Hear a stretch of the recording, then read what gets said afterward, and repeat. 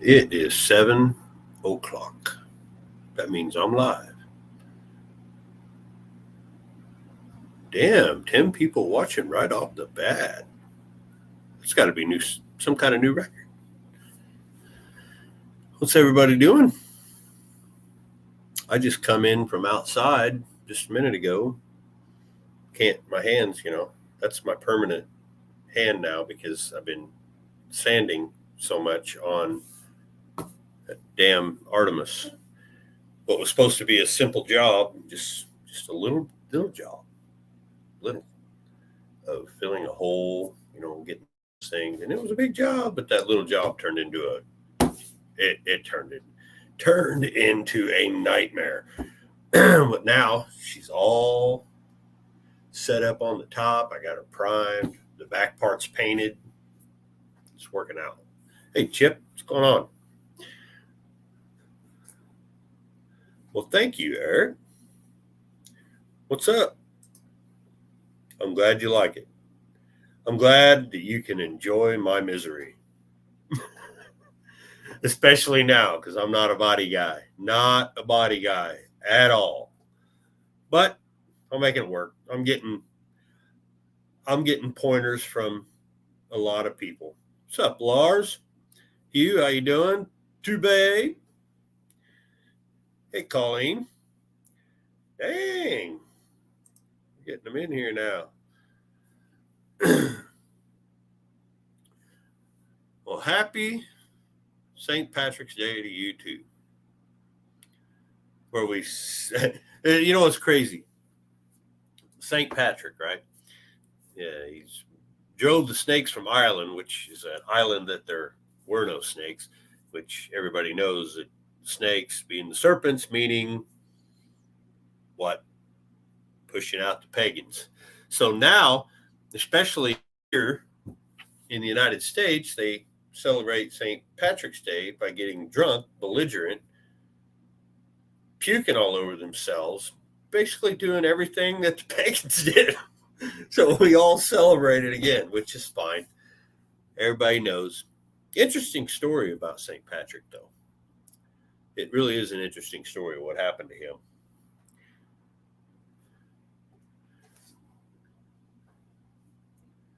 Oh, got people. I don't want to talk to you. I want to talk to these people. Yeah, that's how they keep us down. Green beer, yeah. I don't even have a beer. I'm too tired to drink. That don't sound right, but I am. I've got beer. I just ain't feeling it. Yeah, Mark, body work is not my. I just like getting them running and drive them. My body work involves, random pieces of sheet metal and self tappers. Always has. Well, you see, at one time, the Celtic people did take over what was the known world. The badasses of the Europe, pretty much. That's why, in all honesty, if you think about it, Ireland, Scotland, back then, whatever England, whatever the name, Britannia, or that's all Celtic. Every bit of it, just different tribes, which is amazing. And I don't know everything about Irish people. I've been learning a lot more though, because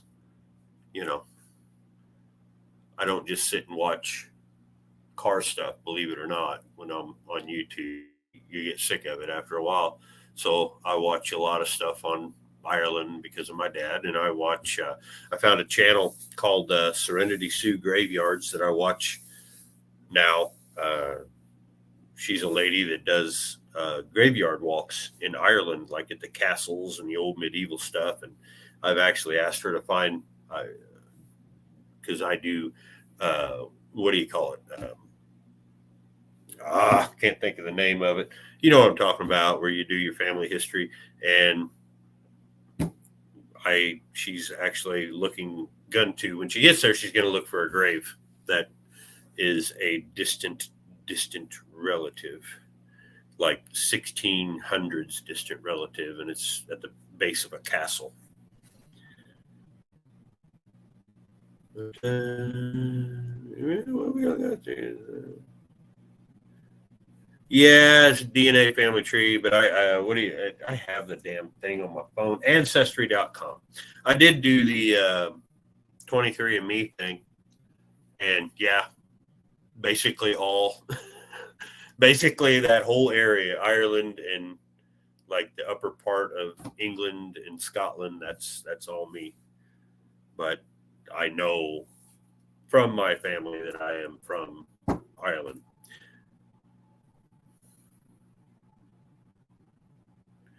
And the other thing was, what was it? I think I found out my family didn't come over during the famine. They came over because the King of England was pushing the taxes and stuff, and they were farmers, and they said, piss on this, and they was like, we're getting out of here.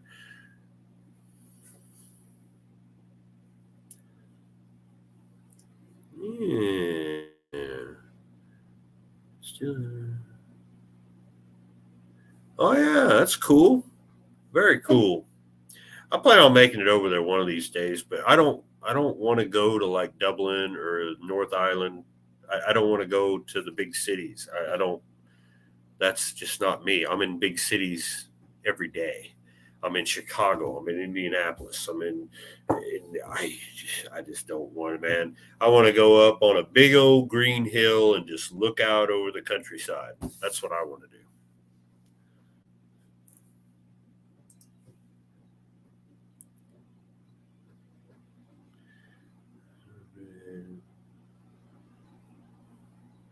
You're mutt and Irish.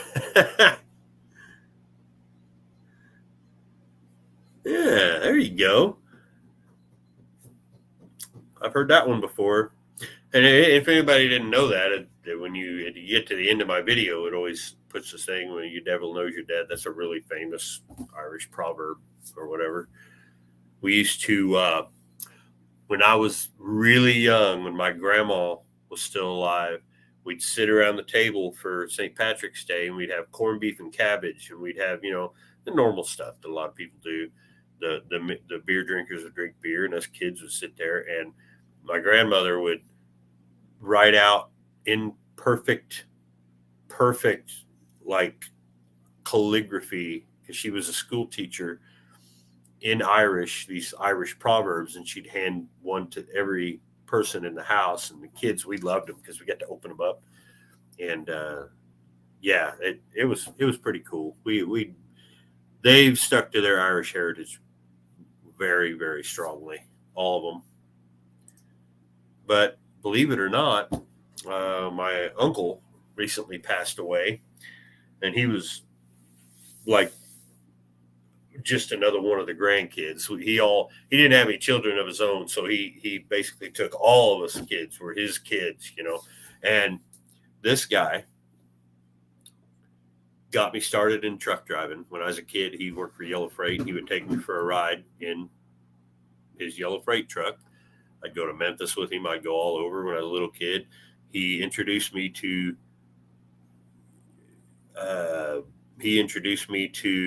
Smoking the Bandit. He used to bring me AFX car sets, the old electric car sets, the old ones, like the badass ones. He bought me the Dukes of Hazzard one. He bought me the A-Team one. Brought her, just stop by the house and drop them off, because I could not wait for my Uncle Sam to stop through for Christmas or my birthday, because he would always give me something. It wasn't just me. He'd give all the kids. But anyway, he's got a bunch of genealogy stuff. My Uncle Bill had a bunch of genealogy stuff that my dad had. And when my dad passed away, my stepmother gave it all to me. So now I'm stacking up all this genealogy, and nobody else in my family wants it, but I do. That way, this guy can have it. That way he knows where we all came from. Where are we turning here? Let me turn that way to you. There we go. Boy, we need a new, look at that, earthquake. Yeah, Hugh, I'm Gen X too. That just means comes don't care. We just don't care. I had somebody go off on me in the comments once, and it actually went to where you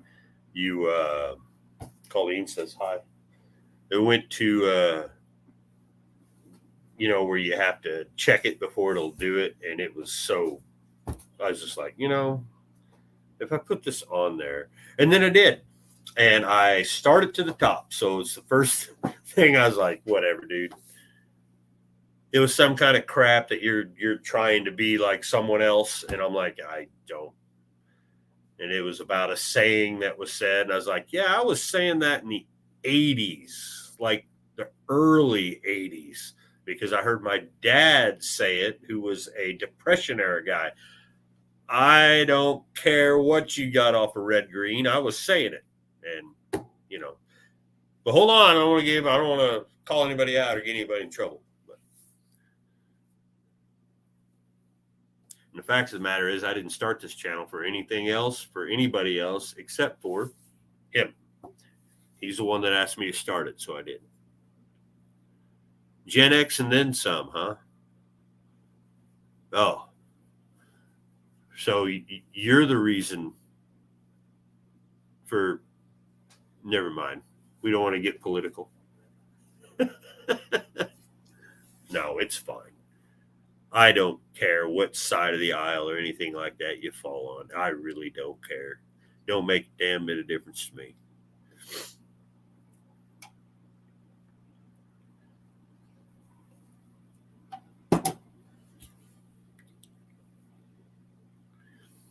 Making videos for your grandkids. That's why not? If you like doing it, put it out. And I'll be honest with you, I've slowed down. If you guys are watching the channel, I've slowed down to where I'm only putting one out like every, 2 weeks, 3 weeks. And that's mainly because I was getting to spend no time with him and everybody else in the house. I was lacking on maintenance on my semi, which is bad. I just was getting burnt out. I was doing it all through the winter. And luckily we had kind of a light winter, but I just slowed down. I got to the point where I was just like, you know what? It ain't growing as big as we had hoped, as many videos I put out. And I don't blame that on nothing else, but me, I something wrong with my stuff. Not that there is, it's just, I'm not going to, get stressed out over it. And that was another thing. I was getting stressed out over it too. And that's not good.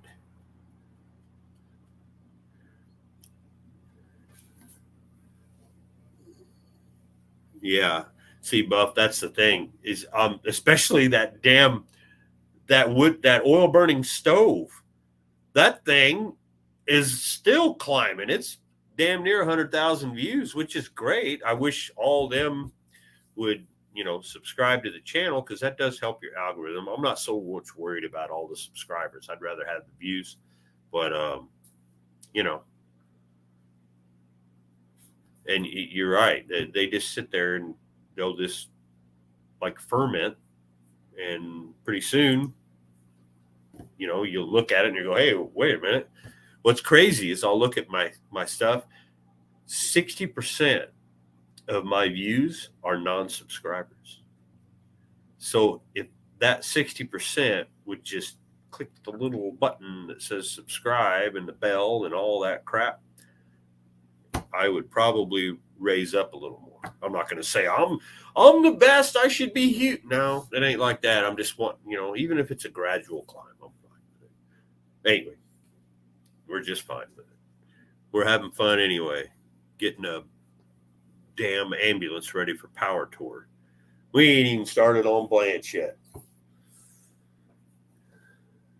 Oh, and then, the Mustang, it's sitting out here too. I'm probably gonna have to pull the motor out of it now. So I knew that was coming.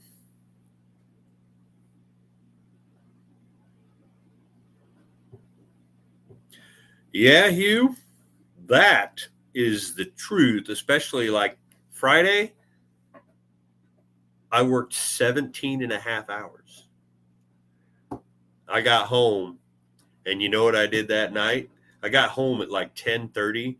I relaxed for a little bit, and I went and laid down in bed, and I was looking at the ceiling, and I just went, I ain't going to sleep yet. So I got up, and I edited that video that's in my my members channel now. I appreciate that. Thank you very much. I try to be real life. I mean, it really is.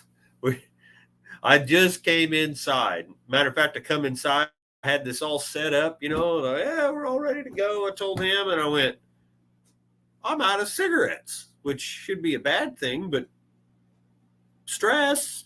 So I needed to go get cigarettes. What 14-hour rule? What? It's actually 11. It's 12. 12 actually, but you got it's you know what? I really don't know because I ain't filled out a log in 10 years.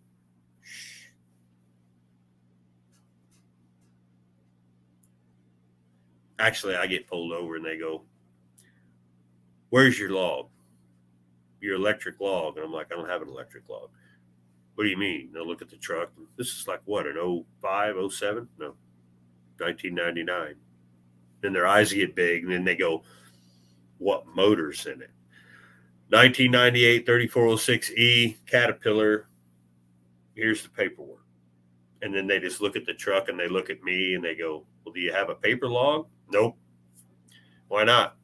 I'm 100 miles from home, 100-mile crow flies. And it's 150 if I stay in Illinois. I never have to do it. I just take care of my miles and my time. Well, hello, Canada. Why don't you guys keep your cold weather up there? It is March. It is 40 degrees out here right now. That's bullshit. Right? How am I supposed to paint poorly in cold weather?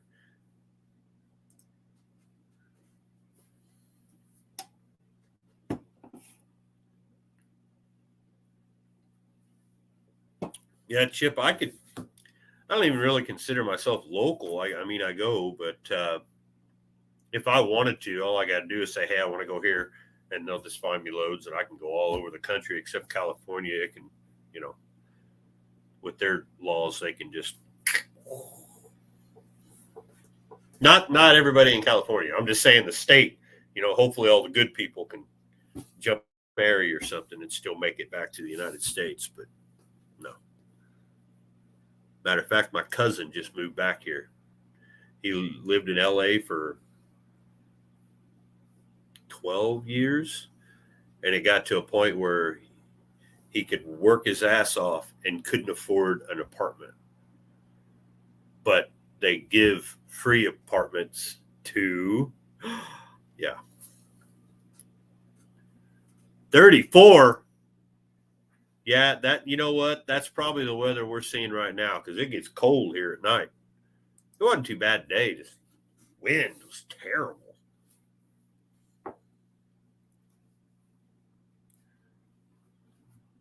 I'm trying to read some of the comments.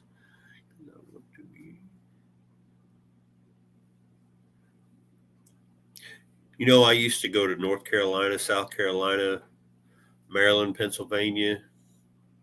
Never went to Jersey or New York or nothing like that. I don't want to.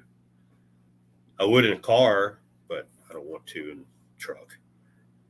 I got friends that do that, and I get Snapchats of them pretty pissed off.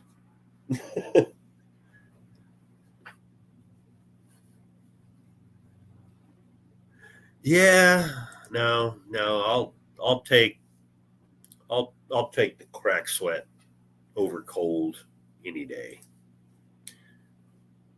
Hopefully, Power Tour isn't the surface of the sun. That's the biggest worry because that shit that we did what 2022. We had blue interior in that Javelin, and it was still. I put a meat thermometer in there. It was 155 degrees in Birmingham, Alabama. It was hot. Car didn't overheat though. Thank you, Hugh. Fayetteville, North Carolina. Yeah, we was over there this year for Power Tour. So you're telling me we're going to North Carolina this year or last year? What? You just said this year, so that means we're going to North Carolina. Yeah, 2023. You know what I meant. Also, the tent in the ranchero wouldn't be a problem because it keeps the heat out. It's fine. Ranchero's good to go. We're just going to do some body work on her. Yeah, Scotty, you going to be there? What are you taking? You going to get that 6.0 done? Did they give you an answer on that cam bearing situation?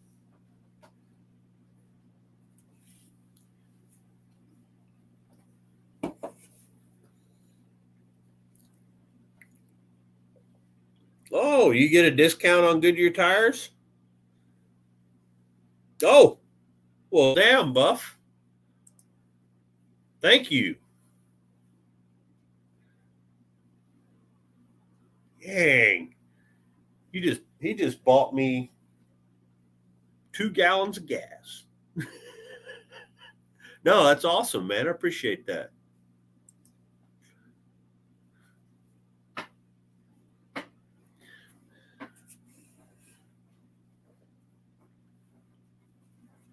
Hey, don't worry, by the way. I'm sure here, the closer we get to November, the gas prices will go down.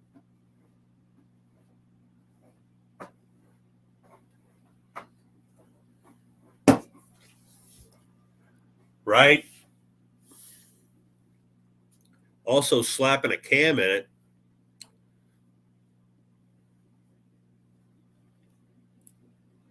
Slapping a cam in the 4.8. Is that what you're doing?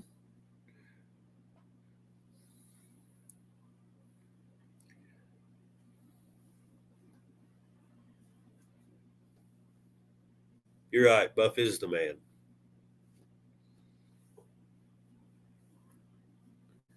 Code up. No, I can give you 20% discounts all day long. 20%. So I can get the Eagles for $400 a tire instead of $420. I'm kidding. I like Goodyear tires. I use the Wranglers a lot. Those are good tires. Cam in the 4.8. Well,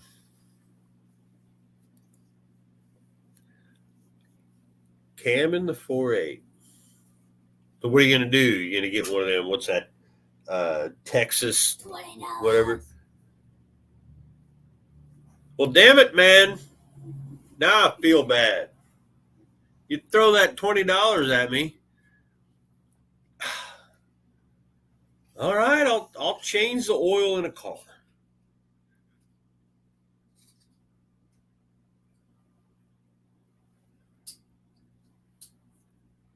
I appreciate that, man.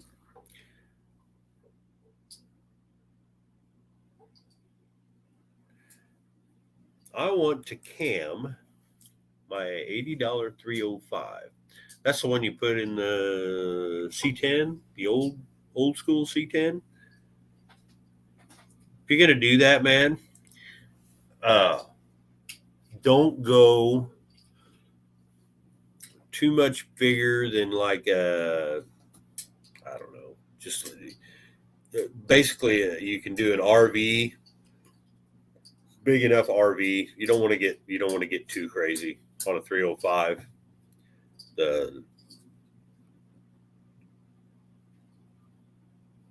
Did he, Buff? He finally got a hold of him, huh? I forgot to ask him about that. I do good with tires. I've got a tire sponsor. I pay for them all, but he gives me a hell of a deal, right? Tim's Quality Tires. And he just comes to my house and changes them. Chevy 4.3? Hell yeah. You can make them things scream. It's basically a 350 with 2 cylinders cut off of it. The thing is, 4.3s can go. I got a buddy, I was just talking to him today. He's a derbier and he uses 4.3s because he does the compacts, the rear wheel drive compacts, and he uses 4.3s, and them things will they sound like a pissed off bunch of hornets.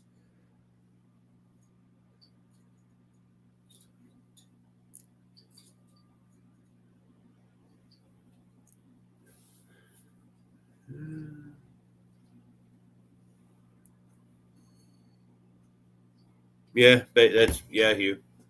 3 and 6 is missing, and I tell you what, you get one of them built and cammed up, they'll keep up with just about everything. Well, within reason. They're torquey little bastards. God.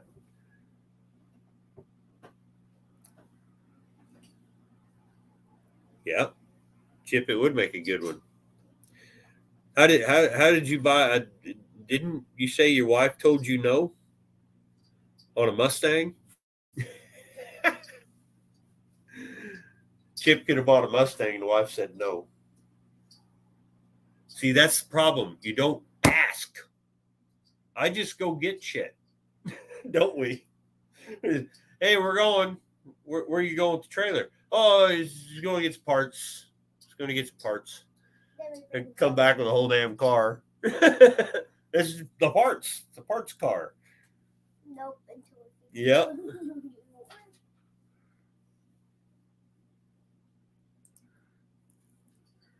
Yeah. Guinness, huh? Yep. Yep.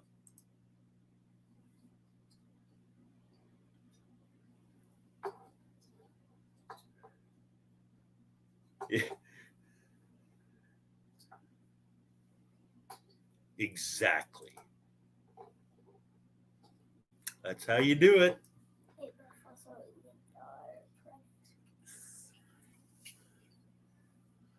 By the way, if y'all haven't checked it out, you need to go to roadkillcustoms.com, I think, or I can't remember. I don't have it right in front of me. Buzz, what your thing is. Maybe Buff can get it out for me. But he's doing some kick-ass shifter knobs and stuff. He's got one he's made for the Mustang, which is now dead for a minute. So,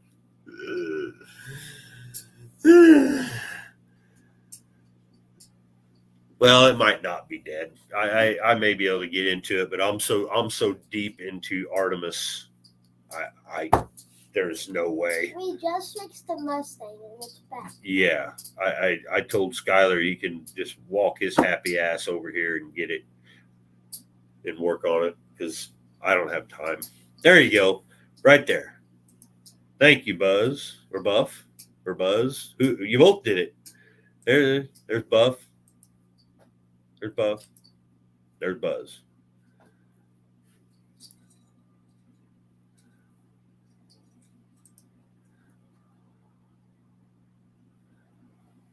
Yeah, I don't have all this crap right in front of me. If you notice, right up there at the top, I'll put this in the thing, that this right here, that is where my shirts are. I've only got 2 styles right now. That's the Artemis shirt, and I have the one like this. And that's all I have right now because I'm trying to figure out, and I believe I have some help on this at some point here in the future. I'm going to get a website going because I own the domain of Irish Outlaw Garage, and I'm going to start getting shirts made through a company similar to what Buff does and what Dalton does, because I'd love to do it where we could do it out of house, but there is no way. There's no way. And I basically don't make anything off of these shirts that I have on there. That's just how much they, especially the Artemis shirt. That one's pretty expensive to make. It's pretty fabulous. It's got colors galore in it. It's badass. Artemis is spelled wrong in it, but that's actually my fault, not the artist. What did you spell it with an I? I sent it to him with an I, and That's the girl. Nice hat. Whoa. Can you hear me? Yeah. We got you. You can't hear me, though, can you? It's totally not I like. can hear you. Now I can't hear you. He's trying. It's totally not like me and Buffalo are in the same. Holy shit, look at that. Now that's a deal. Can't hear you, bud. Oh, it's my fault. No, can't unmute your guest. The mic isn't connected. I was thinking maybe I muted you. How about now? There you are. You're there. No, I can't hear. Technology and Gen Xers. There we go. Can you hear me now? I can hear you. Can you hear me? There you are. Yes. Awesome. I had one thing. It's been so long since I've been on StreamYard that I had one thing that wasn't clicked right. Well, I barely use it anymore. I used to love doing it, but I got so busy, I couldn't, you know? Yeah, you're doing that, body work stuff. I don't know what that's crazy. Well, Buff here's seen the Snapchats of what I've been going through on this car. If I put every bit of what I've done to that car, these videos would be 5 hours long. Hey, YouTube likes the long videos. I literally quit filming all the sand. All I'm doing is sanding. My hands feel like they're shaking at all times. And not to mention, my damn air compressor's too small to handle a DA. I got a hell of a DA. Ingersoll Rand, real nice one. And it won't keep up. So I'm doing it by hand, little block with a hand. And I'm doing that. I got these little blocks. I got an orbital for like wood sanding, like a Bosch or whatever. I've already ruined the Black & Decker. And then just today, my Bosch is going. It's gone. It's done. And I still got to sand that entire top of that car. I have it primed, but I still have to sand the rest of it. And yes. See, that's what I was saying about your hat. I liked your hat because he's rocking one too. And Buzz, yeah, you said something about help me with the website. And I remember we had talked about that. And one of these days, I just don't trying to figure out how to do it. I was kind of talking to Dalton about maybe using the same people that he uses. And he kind of overwhelmed that guy right off the bat. Oh, yeah. And the new hat, I got to have it. I got to have that hat. The Hawaiian. I think we should all, for Power Tour, we should all wear those. Yeah, well, if he just brings a box with him, who was it? Chris from No Nonsense Know-How. Yeah. He brings all these hats to sell, and within probably 20 minutes, he'd given them all away. Yeah, he gave me one. He gave Skylar one. He was just giving them away, and I was like, "Yep, you don't want me to pay for this? No, you have it. You do better than me because that's about a $25 hat." Exactly. Mine's still sitting pristine on the dresser. I haven't gotten it dirty yet. I've been using mine in some videos, and he messaged me. Chris messaged me, and he's like, "Man, thanks for touting the channel on yours." I was like, No, thank you for giving me a hat. Yeah. I'm just wearing. It's a good hat too. Skylar wears his all the time. Yeah, I wear mine all the time when I'm working on stuff at home. I've still got your original Buff shirt. I wear that to work. Oh, that's one of the most comfortable shirts I got because it's so light. It's the OG. But I've got the exact same shirt, same material, same quality, exactly like I had them originally made. I've got those. That's what I'm putting out of my store now. So that's what I sent to, who was it? Oh, Mike Finnegan. And he said it was one of the most comfortable shirts too. So, you They know, are. I maybe not sell as much merch as Dalton, but at least those that buy the shirt will wear it because it's comfortable. Yeah. Like I got the new one, and then it says Bigwood on the back. Yeah. I got Dalton's new shirt. Ordered it right away. The Father, Son, and the Holy Goat. Yep. And I can't use shirts because I have to wear extra large tall. That's the size I have to wear. Otherwise, it's a 2X and it looks like I got wings under my arms. Not broad shoulders or whatever. So if I wear an extra large, it has to, right here, it has to be saggy. And that shirt ain't saggy. And it fit me pretty good. I mean, it, covered my crack and all that stuff when I'm bending over. That's the worst part. You got to cut video because your ass crack's hanging out. And I was wearing it, and Amber knows when she washes my stuff. Yeah, she does all the washing because we do it wrong, so I don't need that. So she washed it and then accidentally threw it in the dryer. Uh-oh.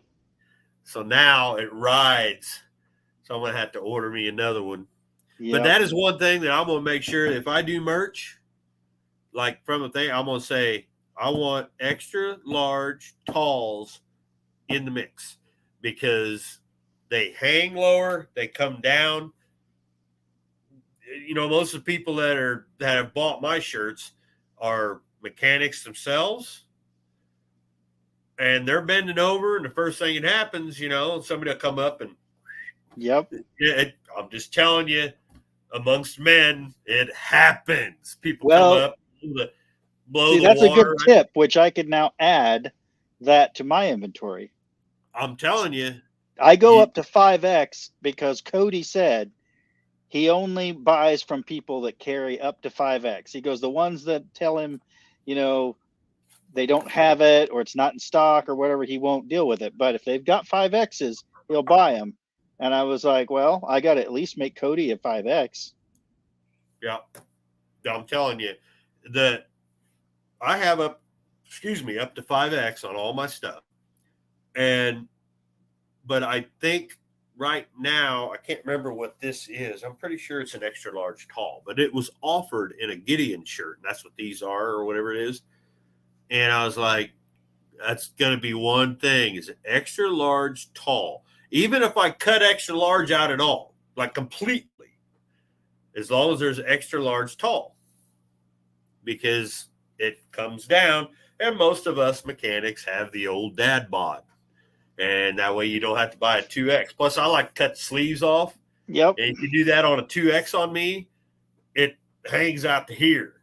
So I can't stand having sleeves. It drives me nuts. It covers my stuff, I very rarely see you in sleeves. So unless it's cold outside, I'm starting to question like, wow, he's really loyalty to that brand. He hadn't cut the sleeves off yet. Yeah. I haven't cut the sleeves off yours yet. It fits too good. Just the way it is. That's why I picked him out is I found one that I really liked. And it was actually another YouTuber that I had trying to think of Stapleton 42, Mitch Stapleton. Yeah. He didn't have a lot of shirts at the time, but the one that I bought, it was super comfortable. So I hit him up and I just said, why did you choose this shirt? Because it's a lot more expensive than all the others. And he explained the whole thing. He said they're comfortable. They cut in a little bit, so they're a little bit more, I guess, tapered in, but they're still longer. He just had a lot of good stuff about it, and I was like, it's only a few bucks more. That's why I went that way. That shirt I have of yours is an awesome summer shirt too. Yep. Because it's not like you ain't sweating to death today. Yeah, and even if you do sweat, it doesn't show like some of them do. Right. Yep. I had, what was the other shirt I got that I wear? Oh, I wear the hell out of that. The shirts, I think it's the same company as Dalton's, is the ones that Kevin uses. Oh, okay. And I've got that one shirt that I wear that thing all the time when I'm playing music, which I don't have time to do anymore. But I cut the sleeves off It's the one with their Pontiac on it. Yep. And I love that shirt I have too. that. I've got a couple of them that I like to wear. I got the Van shirt that I wear. That thing's comfortable as hell too. Here's the Artemis shirt. Yeah, I like my Artemis shirt. I wore it down there at Duct Tape Drags. Got a lot of compliments on it because of how well it was dripped. It just, whoever did it, they did a good job. It's like this one, whoever did it did a good job. I put these things through hell. I mean, and it's printed very well, but I would rather have it through a company that I can talk to. Yep. Because the crazy thing is I put this with it had a black square behind it, which to the normal folk means you're just printing the white. That's all you gotta do. And that went out like that forever. And nobody said anything. It was like 5-10 shirts, and all of a sudden one guy went to a different print shop because they were out of these shirts at this place. Then all of a sudden I'm getting emails galore. That's going to show black line if we use black print. What? Right. You put it in your computer, you take out the white, and you put it on a shirt. Right. Well, no, it's still going to show up. No, it's one click. So I obviously make shirts now also. So not to take away from what you guys are working on your own, but I hate to overcommit, but if people are trying to get a shirt made, ones and twos or a few, and I don't know, I could probably turn it into a side gig and not have to work my regular job. But I can design shirts. I can print shirts. I can order these and get a pretty good deal. So if you guys are looking for stuff like that, let me know.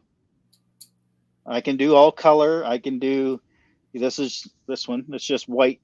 And then of course the shirt, but just let me know what you guys want. Are you doing print and iron on type stuff, or are you doing actual it's the what is it called? Direct to film. And then I have a shirt press, the big shirt press. Yeah. So exactly how my shirts were made before by the company that charged me $25 a shirt, I'm now making them. Really? Yeah, and it's not iron on. It prints onto a film, and then the film goes on the shirt. Oh. Yeah. What do they call that damn? Hold on a minute. I got to open the door. What is that called? A DTF transfer. What is it? DTF transfer. DTF transfer. Okay. So I was right. Direct to film. Yeah. What is it? It's direct to film transfer is what it's called. So so let's say I got 20 shirts coming, orders coming. I can get a whole sheet of my logos printed, and then in the in-between spaces, they print these little ones. And then like for the shirt with my logo on the front, I always put this logo on the back. And then for these shirts, I put this logo on the front. And then for like koozies and stuff, we use them for that too. But they'll make me a whole big sheet of them for a set price. And then I buy these shirts, and then we just start running the machine. And it takes a little bit, but it comes out really good. It helps to have a really good helper. Amber's real good at the sublimation stuff. Yep. Most of my first shirts, that's how it was done. Matter of fact, she did the first Artemis shirt. Nice. With sublimation. And she's really good at that stuff. She just don't have the time. And that's why I went ahead and just got a print to order type thing. And she was wanting to make her dad a shirt because her dad's coming with us in the ambulance. Oh, it looks like Chip W. He says his wife does all this. So yeah, it's the same thing. Yeah. And he says his wife's got a whole room. Well, everything we have at the lake here is really confined. So we have fold-up table, portable everything. And then when we do it, we set it all up We knock everything out, then we put it all away. Yeah, she does a lot of it. Matter of fact, she just did all the shirts for her sister's thing for this basketball Donkey ball. Cool. donkey ball or whatever the hell it's Donkey called. ball. Where you gotta tow a donkey behind you, and the only way you can shoot it is if you get on the donkey. Yeah. Oh, wow. It was for sports backers for the school that they're at. Till they changed the rules because somebody landed on. Yeah, somebody ended up head first, and they changed the rules real quick to where you just had to tow the donkey, shoot from wherever. Yeah, so It was pretty bad. there was a tiebreaker and they had to do a dance also. Yeah, Chip, that's the way it goes when it's something they're interested in. You want to keep them happy, don't say no, right? You just let them do it. See, there's the thing. She'll spend money on all that stuff, but not a $1,300 complete 1966 Mustang. Did she tell you she was buying all that stuff? Or did she say, hey, Chip, I'm going to go to Hobby Lobby and I'm going to buy this stuff and then I'm going to make some shirts? That's where it comes into where I say, say you're sorry later. That's how you do it. It's really good, bad, or indifferent. Like I tell my girlfriend everything. It's one of those where, hey, by the way, I'm looking at an S10. I really don't need it, but I'm trying to throw something together for tailgate throwdown that I don't already have. And I'm thinking lightweight, throw a quick, engine transmission in, go do the event, but gut the truck. I mean, that's a video right there, sawing out the door panels and the inner fenders and just gut the truck. It's basically going to be the outer sheet metal and a seat bolted in with a 5-point harness. And that's what it's going to be. But it's like, no, we don't need it. And then, so that kind of, one of those deals went away. Another deal popped back up for another S10. And now it's kind of wavering. And in the middle of it, a buddy of mine said, hey, I have this 2011 engine out of my truck and I lost oil pressure, but I shut it off. And when I took it to the guy, he said he couldn't get the oil pressure to come back. So he just had another engine put in it. And he goes, I don't know if you'd be interested in it. And I'm like, a 2011? And I said, what is it? And he goes, oh, it's a Coyote engine. And I went, how much? And he goes, $200. I'm like, sold. So I now have a $200 Coyote. Wow. I'm thinking, if I do the Coyote engine right, let's assume it's not completely wasted from the low oil pressure, but if I do it correctly, or even half-assedly, put it behind like a T56 or something, or a T56 behind it, and then drop that in my 74 MG.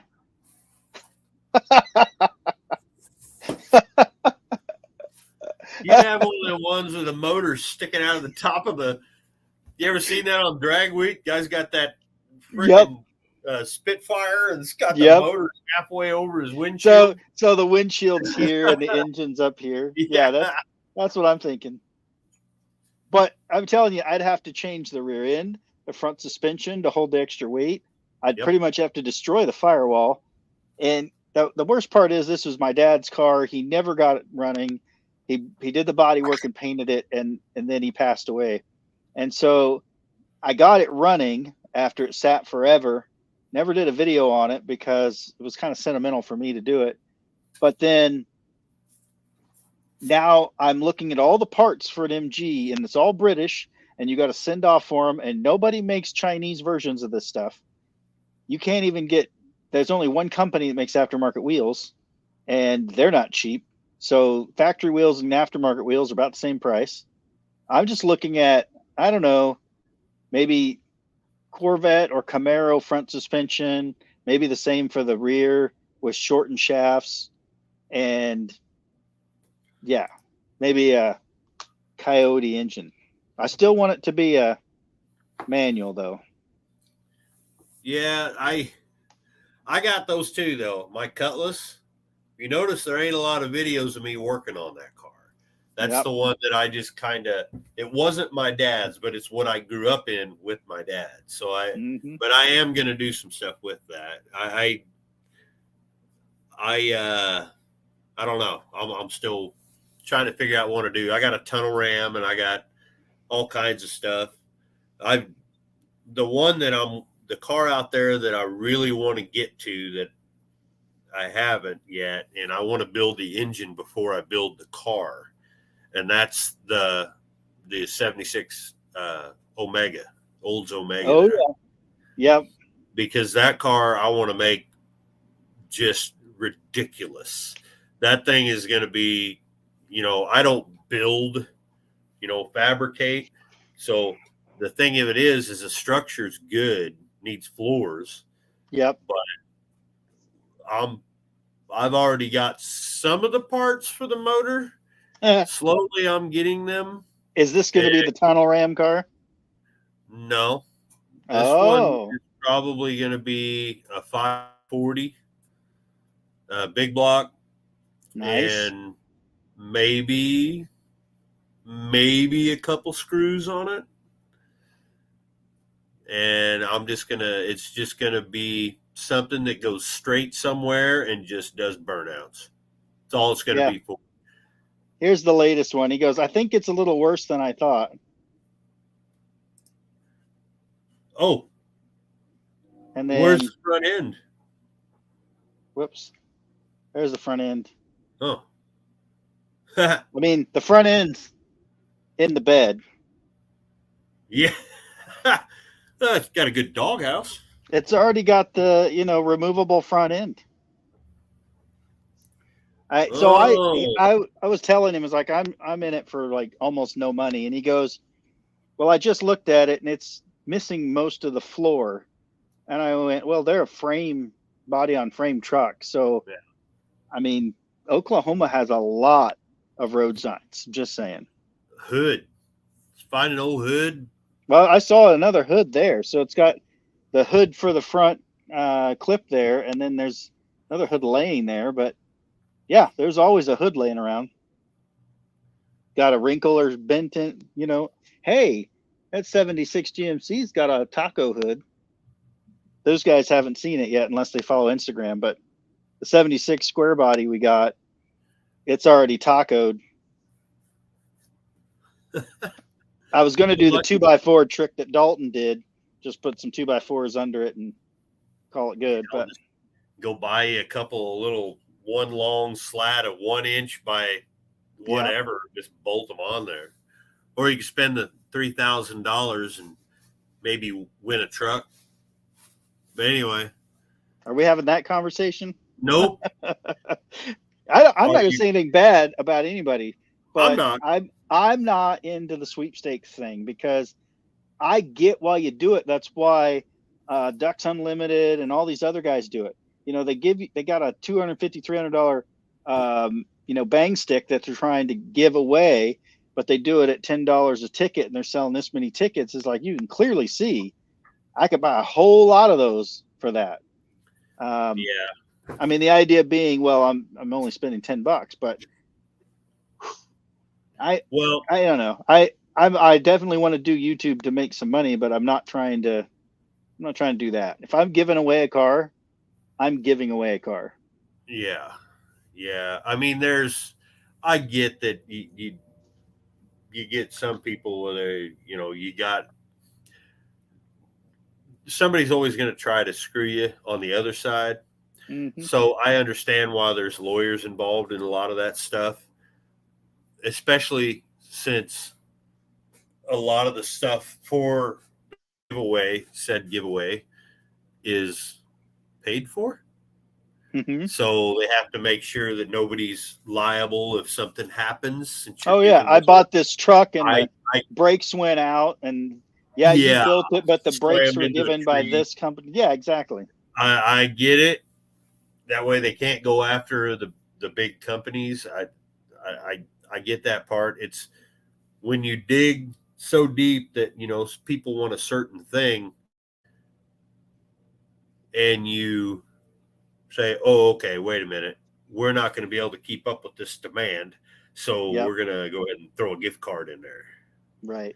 so you can use it for later. Yep. Oh, well, I don't have to pick anything. I just get a gift card, and I can give it for a birthday present or something like that, and I can win this. I mean, whatever. Yeah. You want to do that, you can do that. If I was going to give something away, I would just get it away, and it'd be a handshake deal on video. Yeah.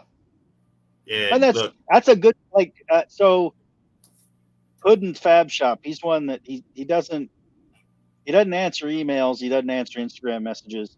He lives right down the road, but he's not a collaborator unless you're Mortsky. And that's fine. Mortsky's awesome too. But he's one of those that he gave away a truck, and it was, hey, you guys watch me, you know what's going on with this truck, but all you had to do is like, comment, subscribe, that kind of thing. Right. And you were entered. There was no money. And then when you get the truck, I'm sure there's you get it as is. Don't come back to me with it. Yeah. Be no different than if I sell you the truck as soon as it leaves the house. Yeah, it ain't my problem. It's on you. You know what I did, and I got video proof of everything I did. And everything I didn't do. Yeah.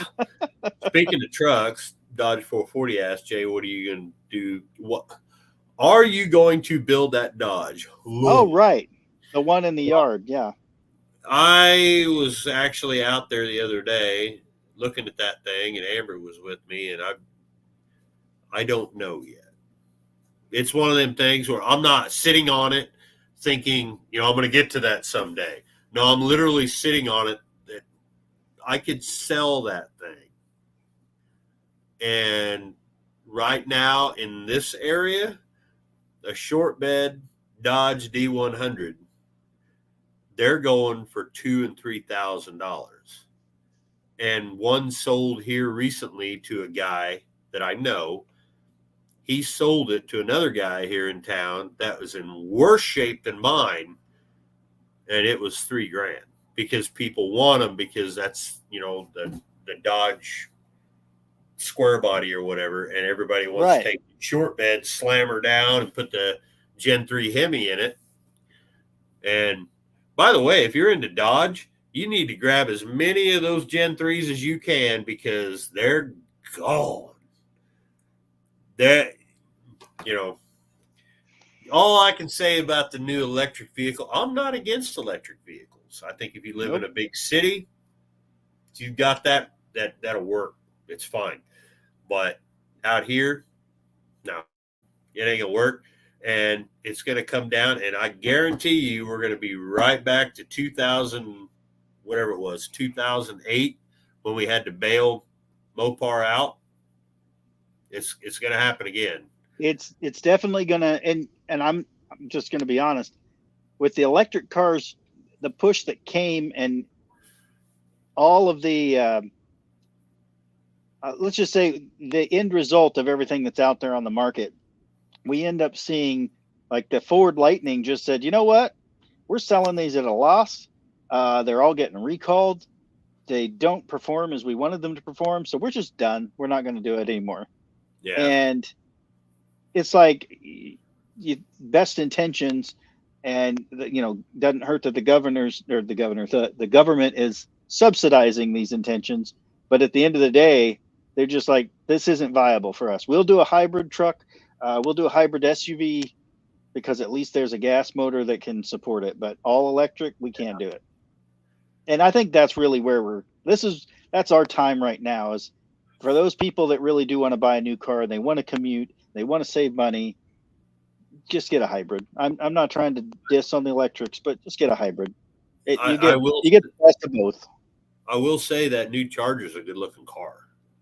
It is a good looking car. It's not, it's not the look that's the problem. It's like, you want to rev it up. It has a speaker. Yeah, I'm not real. And to each their own.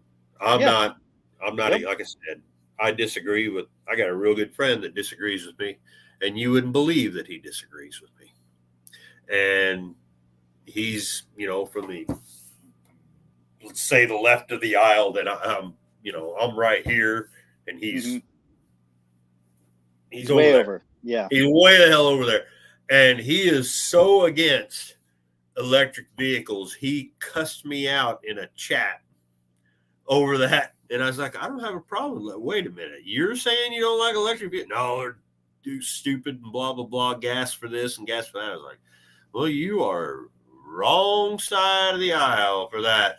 And which, again, don't care. It's not my thing. But it was just like, I can't. I don't see this it's working. Just not. It's not well executed because there's too many variables right now that we still haven't figured out. Number one being the battery. Until they get a good battery, this is where we're at. I mean, the Teslas are on fire for a reason. They have a bad battery. You're sitting on a bomb. Correct. That's why they're not allowed on airplanes. And you're sitting on a bomb that cannot be put out. Nope. They burn around it and then they just let it burn. Remember the cargo ship outside of California that burned for like a month? That's what I want right next to my house and my kids and my ass right on top of. And again, it's not going to end well. I just don't feel it's going to, because right now the Ram truck is number 3 selling in the world, and it's about to become number 4 because more people are buying the American-made Toyotas. And I grew up at a time that if you bought the knockoff S10, what was that? The Isuzu, or you bought the knockoff Dodge, which is the Mitsubishi, or of course the Datsun, all of those, you were looked down upon because you didn't have the big 3. But I got to say, I won't personally own a Toyota, but my mother has a Toyota and she loves it. And she's actually said she's ready to buy another one. I had a buddy that had a 79 or 80 Toyota truck that is still running today. And he was driving this when we was in high school.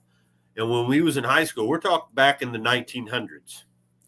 And he couldn't run it normally. It had to have the choke on. The choke plate rusted off.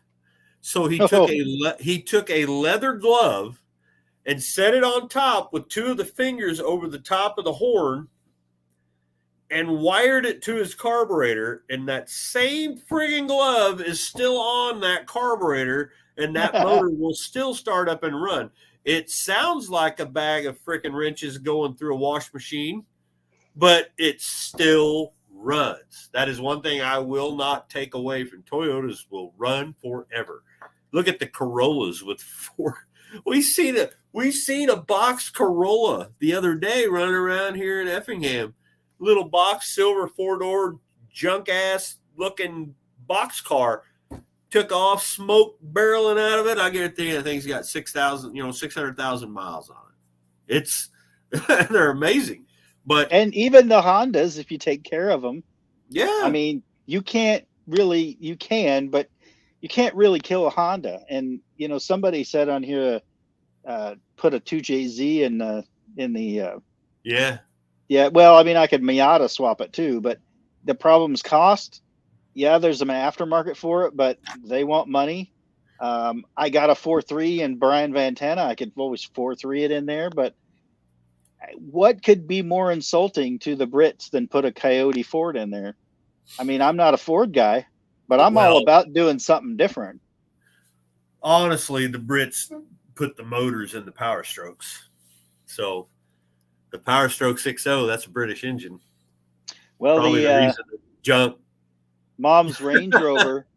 Yeah, Mom's Range Rover has or I think hers does or doesn't. I don't know. The Range Rover model that she has, which she's getting rid of in favor of another Toyota, some of them came out with a Ford, V8 in them. Yeah. But I'm starting to think hers actually has the Range Rover engine, which is why it's a pain in the butt. A lot of the Range Rovers had Buicks in them too. Yeah, this Back one does in the not. This one's way too fancy, and for a $30 water pump, you have to disassemble the whole top Oh, engine, the engine, to get to it. I'm like, it's no. Mm-mm. But hey, I said that the Brits made the 6.0. You know why the 6.0 gets such a bad rap? Because people don't freaking take care of them. Right. If you My take 6.0, the 6.0 down and do what it needs done to it, it's fine. But so many people were leasing these things or getting them for their companies, and they take them to the mechanics that won't do what needs to be done to them to make them reliable, and that's why they fail. yeah. I mean, the other thing is again, you're throwing them into a workplace where the guy driving it ain't his truck. He don't give a shit. Right. So he'll just tear the hell out of it. The only thing I've had to do to mine was I had 3 injectors that died on it. And that was my fault, actually, because I let the batteries get too far down. And on that injection module, whenever you go to try to start it, if it gets under a certain volts, I can't remember exactly what it is, it'll fry that board in there. And then when that happens, it jerks the whole system. And that time I already had injectors going bad. And since then, I've got 2 leaky injectors. The thing runs like shit when you first start it and take off. But as soon as you get to the Casey's down the road or whatever and let it idle when you go in to get your smokes and your damn drink, you come back out, it runs fine. Don't have to worry about it no more. I mean, that thing, out to Dalton, 75, 80 mile an hour, just whoa, and never gives me any fits. The whole truck is falling apart around this thing, and it'll still go. You could take off and go cross country in it right now because I changed the oil. I grease the ball joints. I grease all the stuff that's supposed to be greased, because that's the other thing. The ball joints go out on those Ford trucks if you don't. I mean, they don't do the Chevy thing where they just go out from underneath you and you do the curtsy. They don't do that. Just do they that. Just get wobbly. Like my RV, it likes to sit like this, and you can align it, and it'll just go right back to sitting like this. And it's got just that little bit of play in the front, no matter what you do. Ford engine. I was going to say the Ford engine I really been impressed with. That until recently I knew nothing about it, but we got a new ambulance at work, and it has a Godzilla in it. And before it came off the line, they offered a power upgrade, which is they cammed it. So it actually, when you fire it up, it's got a cam in it. And it's not like a ridiculous one, but it is a cam. Yeah, I can see it. You're going to be just like Ricky Bobby when he's, when Dad's driving him to be bored. Woo! There's the hospital right there. It is instant power, and that's in a giant ambulance. So I mean, that's saying a lot. Right when we got it, I asked the boss if he thought it would do a burnout, and he goes, "Well, I don't know. See." And so I may or may not have done a dual wheel burnout with the ambulance with the big Godzilla. Yeah. But here's the thing, driving everything else we've got, because they're all Fords, they're all gassers. You could go on a long haul, like a transfer or whatever, and it'll use about half a tank of gas. But when you take that Godzilla out and you hit interstate speeds, you can just watch that fuel gauge just go. Oh, sure. And it gets down to like 3/4 tank just on a over and back. You guys are hammering that thing pretty hard on a transfer, though, ain't you? I mean, when we use it, we're taking it up interstate. We're not usually running emergent on those transfers, but just in town, man, it's got to get up and go. If you're trying to pass people and they are focused on what they're doing and not paying attention to the fact that you're behind them, if you're clear to pass, that thing will do it. It'll do it fast. Huh. Yeah. And that's a big box. Like it's a really big truck. I think we lost people. I've We got into Toyota and then Fords, and everybody just kind of drifted off. Yeah, we lost them on Toyota. That's what it was. Oops, sorry. That's what we get. Well, plus they're having their corned beef and cabbage, and they're probably getting settled in. Probably drinking. They'll be pissing green for a week. Oh, Chip says he's a Ford guy. Oh, Scotty's still here. Yep. I still need to make it to Nashville to see this guy work. How me being a close musician, are we going to be to Nashville for a Hot Rod Power Tour? We'll be in Nashville. We'll be at Speedway. Okay. So it's outside. It's east. It's outside. Yeah, but we'll actually get to be going because I got to drive that way anyway. Yeah. Yeah. Power Tour ought to be kind of a blast because it's going to be hard to keep up. Hey, look who it is, man. What's up? Oh, it's the lug nut guys. Yes, it is. I need a banner because if you look, I got to look the right way, right? Yeah. There is one of the stickers. I put them all up here, every one that I have, except for one of my other ones. He don't have any stickers for some reason. But, yeah, for you guys on here that don't know, Jeff here is Lug Nut Guys, and they are with me and Dalton and Buff and Mortsky. Mortsky. Yep. He's actually helping me with some wheels, trying to find me some wheels for the ambulance for Power Tour. Nice. We're trying anyway. If I ever get that far. Yeah, I've been debating on the 76 square body we got. It's got 16.5s. I definitely don't want to put 16.5s back on it, but it's sad because it's got all the hubcaps, which is super cool. But I don't think those hubcaps will fit like a different size rim. But anyway, I've got some 16s sitting in my storage from another vehicle I had, and so I know I can at least put 16s on it. But then I'm debating, should I call Lug Nut guys and see if they can find me like some 18-inch Steelies? I don't know, because I want to do Steelies, all white the way it is originally, and I know I can't probably find a center cap to look like the ones that are on there, but fit like an 18-inch. Yeah. I just don't want 16.5. So that's what I do know. I'm going to stick with it's so hard to put anything large in that Bonneville frame, the way it's set up. And plus it's so heavy, it's low. So already with 235/70 15s on that thing on a 7-inch wheel, they're rubbing right at the edge of the fender. Well, that's what I did with my 63 Pontiac is everybody says you need to put more tire under that car. But as long as it's not sitting on the oil pan with that car all the way down, I can still turn the wheel and nothing rubs in the back. And yeah, it would look cool to have some deeper dishes on there, but they fit just fine.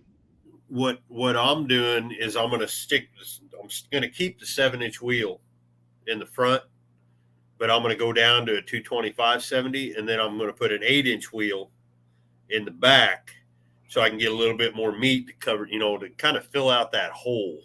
Because and then if you hit a bump. So is it boxed out in the back? No, I don't have skirts like a normal Bonneville. Right. Pack.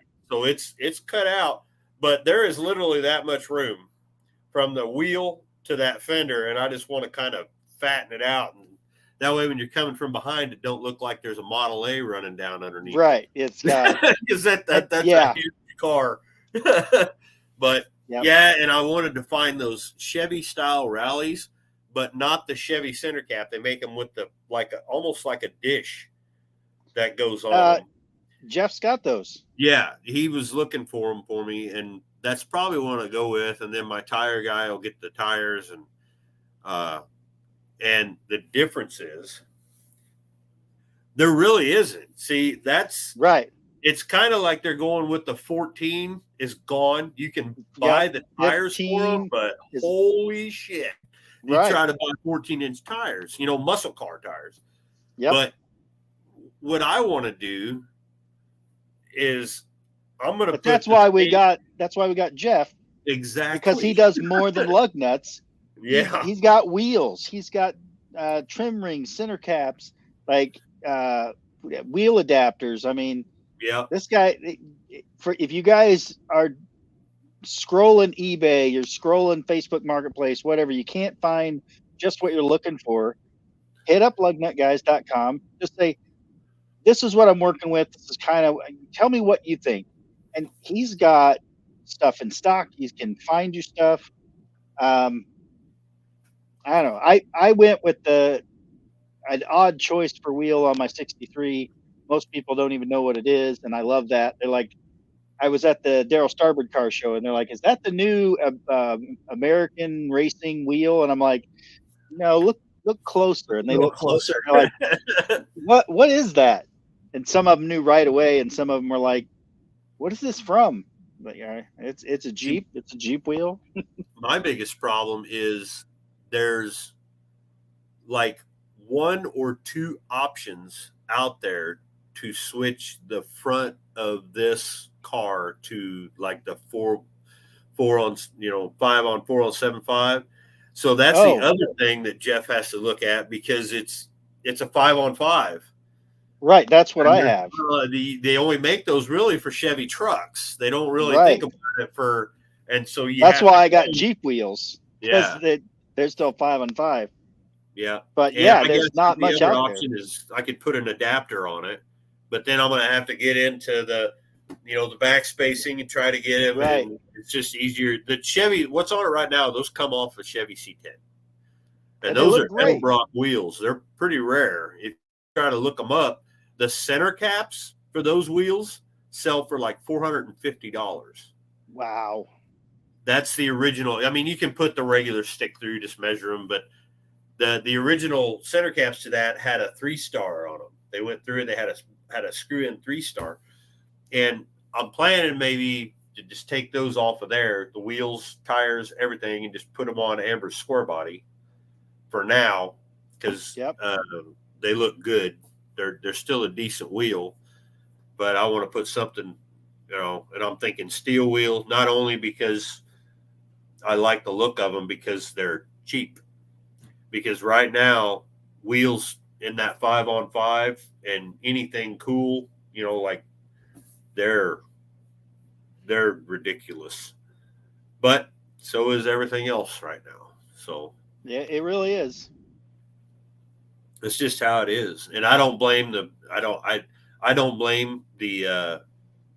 companies like Jeff here with Lugnut Guys or any of these other, because they're getting hit with it, and I'm an owner operator trucker.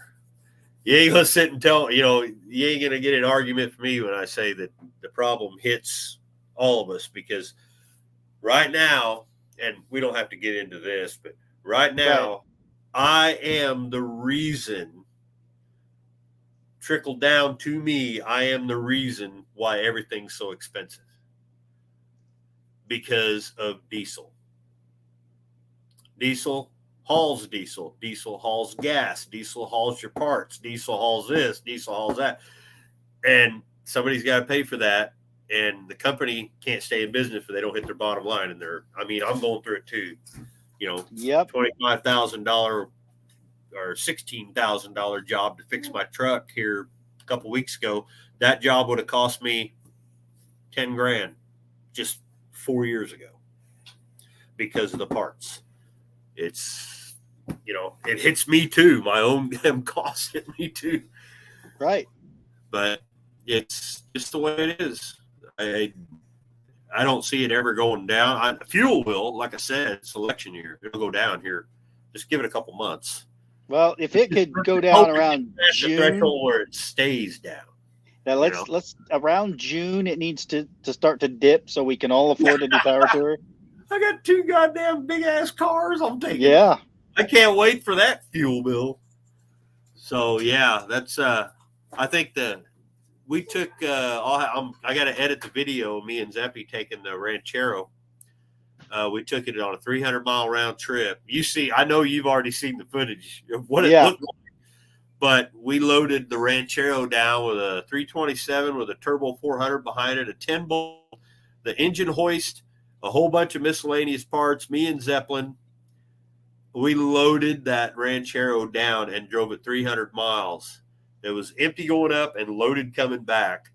And even with it, the whole trip loaded down, it got 12 mile a gallon. Yeah. That's what the Javelin got on Power Tour. Wow. I hope mine does better, but I gotta get with you about the transmission first. It's sitting in a storage unit. Yeah. I guess I'm just gonna have to come to Illinois. Yeah. That's a possibility, or maybe we can talk King to the west of me and the east of you. Say, hey, let's go do something, and I'll just bring it with me. I mean, I've already Either that, or we can just go burn the pond or something. Yeah, like that. That's kind of where I was at. It's like now that he is unemployed. Yeah. Lucky bastard. Yeah. I said we need to get together and do like a cookout just so he doesn't go hungry. You know what the crazy thing of that is people don't see the other side of it like we have when you get that busy. Yeah. Or you get that popular. Is me and you, we're all 3 friends with a couple other ones, and we Snapchat videos before you got, anybody would see it. And right. He may be done with his personal job, but it is 7 a.m. until I guarantee he's right now wrenching on the vet still right now. Yep. I'll bet he's doing it. Yep. And it's, that is the one thing that I think is, any kind of creator can say what they want about, the big guy, but he is 24/7 car. Go get a car. And they're all doing it. And they are. And I don't know how the hell he was doing it with a full-time job and doing what he's doing now. You saw crazy. It when you visited. And I can tell you, every time I've been there, he's always said, I'm always home after 3. That's when he was getting home from his job. So he's getting up at 5 a.m.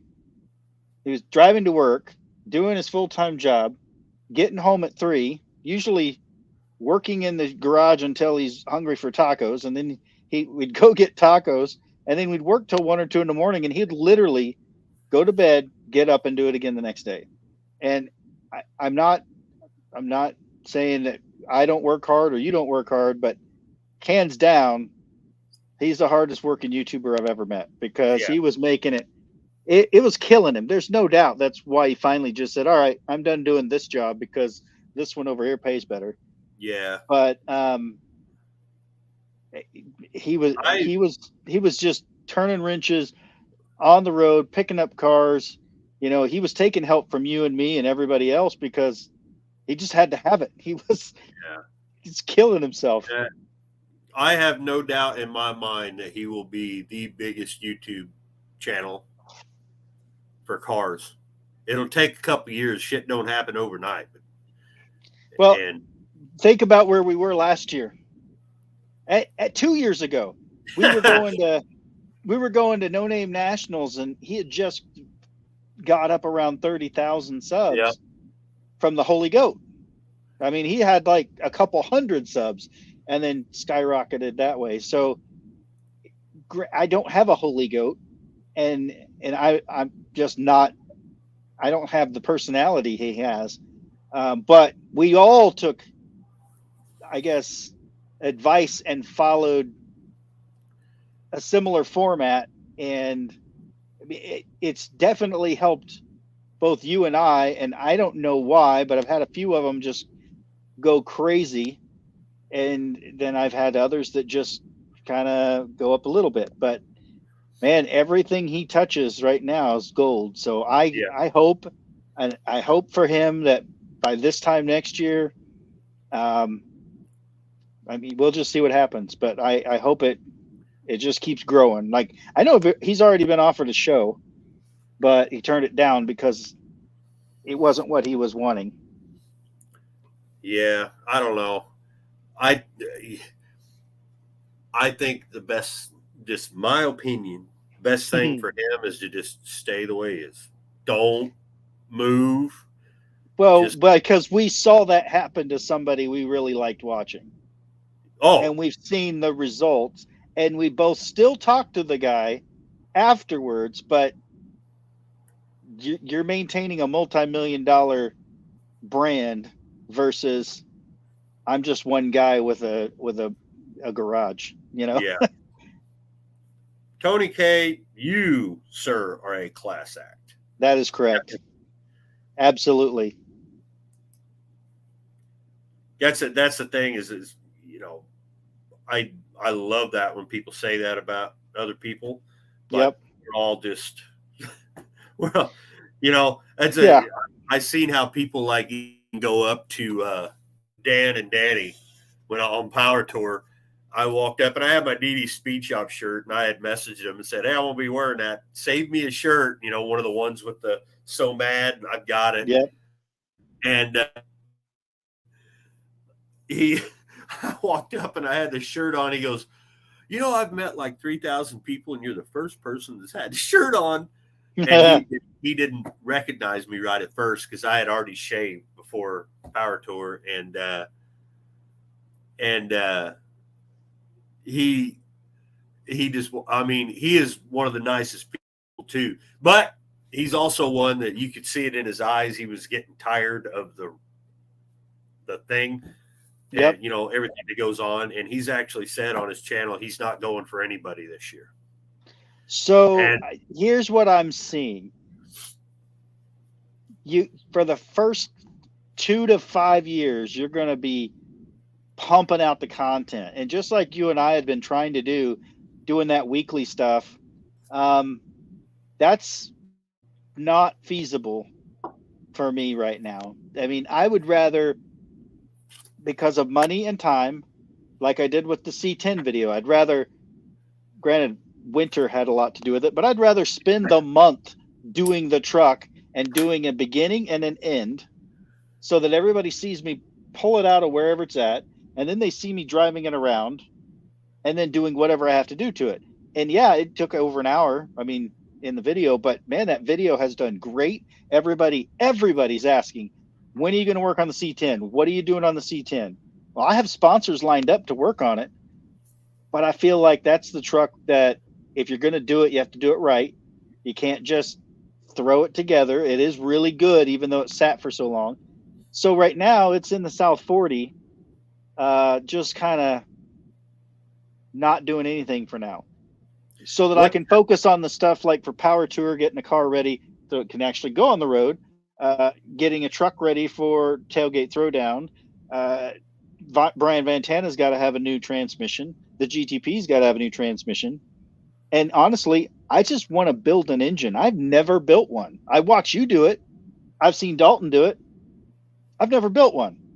So those are all things that are kind of priority to me over this truck that it's great, but I'm not so passionately involved that I want to just get right on it right now. Yeah. What here, we'll play interview. Yeah. What is the one video / car project that you wish would have done better, that you thought would have done better? Well, there's been so many. I'm with you. I'm not. Okay, so honestly, I can go clear back to the beginning, And there's a lot of them that I had wished had just really taken off. But I was also very new to YouTube. I wasn't really experiencing a lot of growth. It was just like you and I, we were just kind of right there, neck and neck. Some of the dumb ones that did take off, like I went to Texas to pick up a Grand Prix that had been sitting, and I got made fun of by Kevin from Junkyard Digs because he goes, "You did a revive and drive on a '98 Grand Prix." I'm like, "Yeah, but you know that? You know what? It's the #2 top viewed video every single week." But the #1 video I wished would have done better. I was really proud of what work I did, the speed I did it in, the editing, the camera work, everything, was when I swapped the front end on Brian Vantana. Now, granted, this was also during No Name Nationals. It was during Duct Tape Drags. We had a lot going on, but I did the Brian Vantana video, and I'm telling you, I'm on these forums on Facebook, and these guys are always asking, what's it take to do a front end swap on a new van to an old style front end? And then when we did Dalton's 4x4 van, I told him, you're going to want to cut this piece out. You're going to want to cut that piece out. You're going to want to put them in there, because you can't just take 76 parts and throw them on a early or a later van. It has to, you have to cut those out. But that video I felt was well edited. It had a beginning, middle, and end, and it kind of launched that whole No Name Nationals to Duct Tape and everything in between. I felt like it was a good video, and I felt like it should have, I think it was edited well. I really felt like, I mean, taking your finger and drawing on the dirt of the fender and then immediately cutting your fender. And that's how I eyeballed that front end. Like, I literally, they said, did you really just draw with your finger? Yeah, I did not Sharpie it. I didn't measure it. I just drew a line with my finger in the dirt and cut. And it turned out really good. Like, you've seen it in person. It's not perfect, but it turned out really good. It looks great. And I mean, Dalton's girlfriend, Jess, she painted a picture of Brian Vantana for my wall. She hand painted this thing.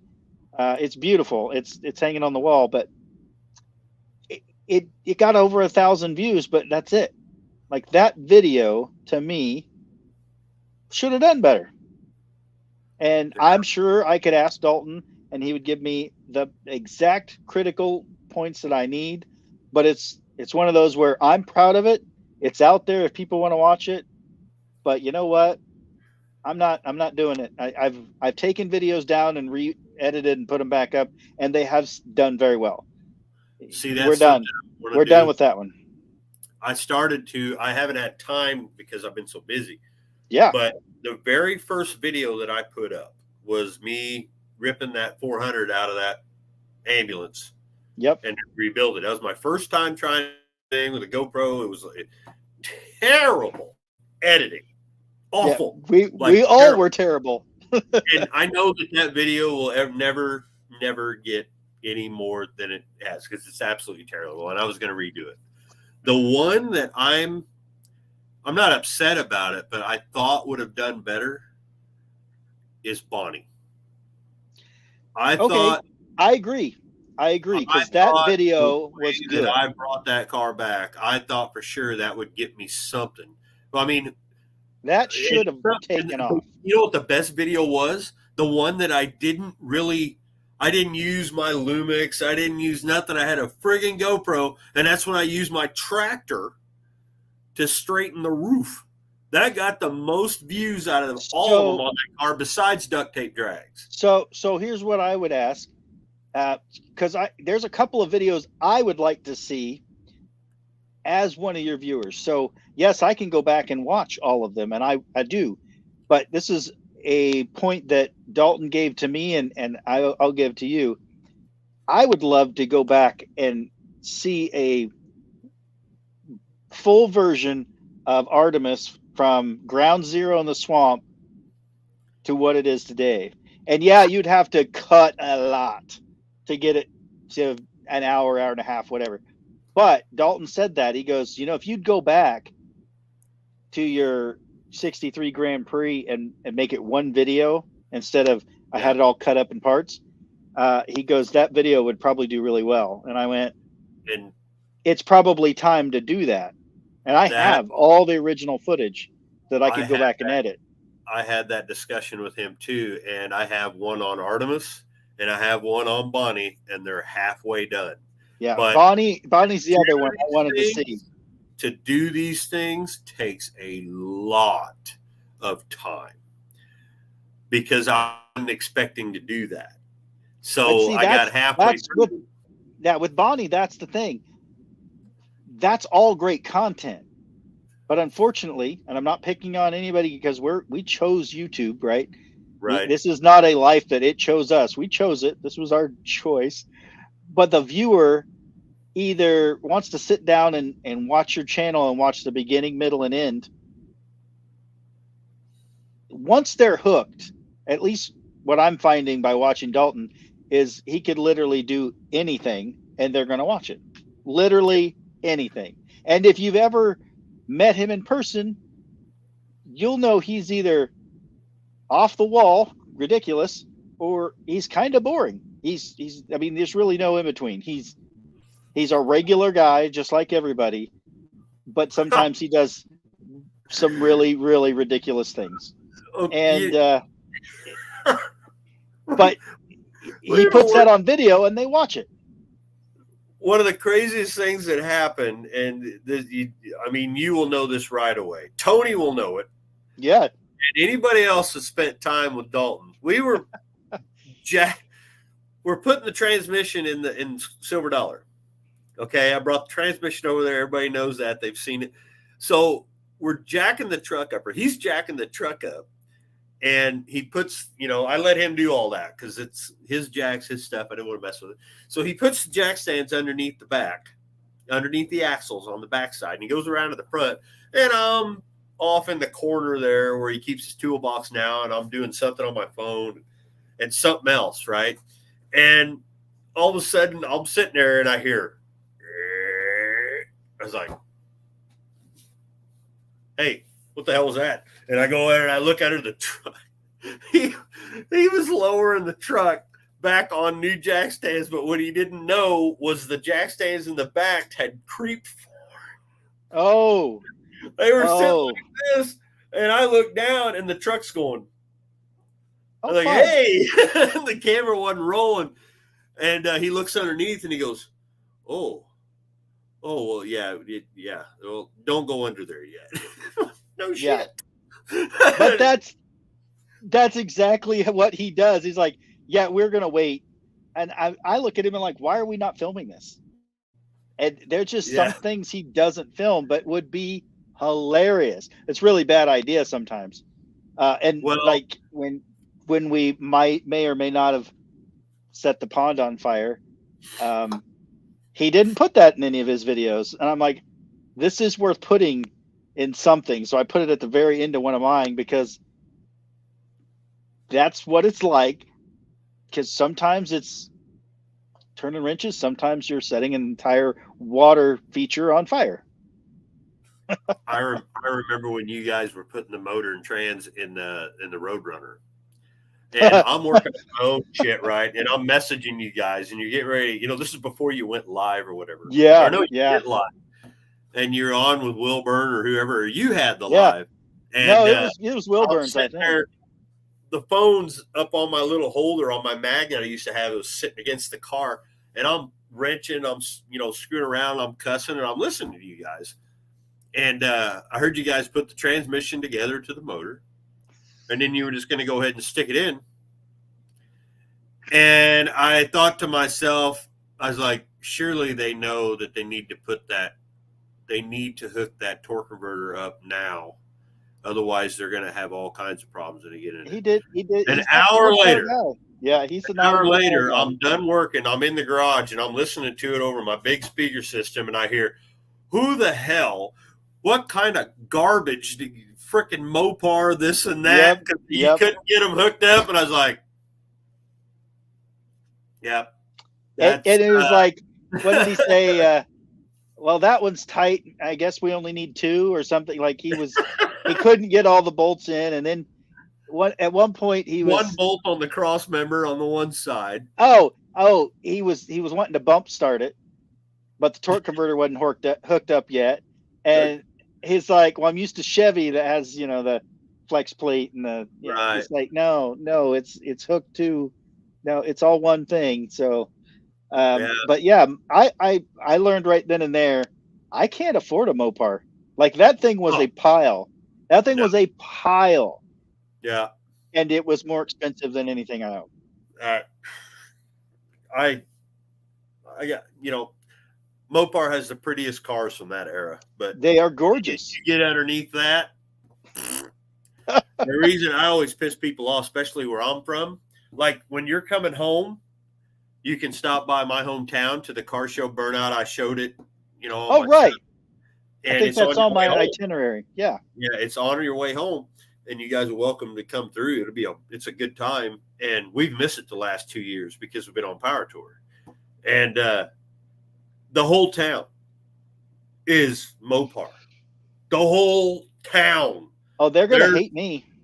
They're gonna hate me. It's like I got so sick of seeing them. You know what I mean? It's just like, and constantly breaking down. It always pissed my friends off that are Mopar guys. They're like, "How come you don't do any Mopars on your channel?" Well, there's a reason for that. Number one, they're straight garbage, and they hate it when I say that. But when you put thousands and thousands of dollars in them and all the upgrades and all that crap, yeah, they're not bad for you to leave it in your garage and wipe them off once in a while, get them out to a show or whatever. But the thing is, that always pisses them off. Is, how did your family get this car again? Oh, well, I guarantee you it was abandoned out on the highway, out on the interstate 70 or Highway 40. It was abandoned, and it was towed in to one of the old junkyards that be around here, and you guys wanted a hot rod, your kids in the 70s. They literally only lasted from 68, 69, 67 through those 72 to 73s. They would last till about 75 or 76, and they were junk. And that's just the way it is. They just were.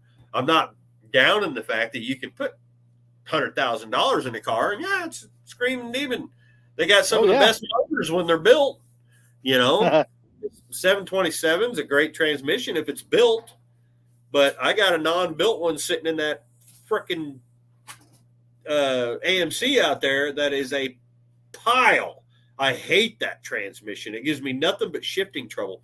And I was like, that pisses them off when I say that. I say, yeah, how's your abandoned car doing today?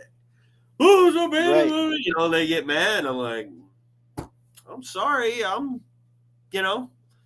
They just weren't that good at cars.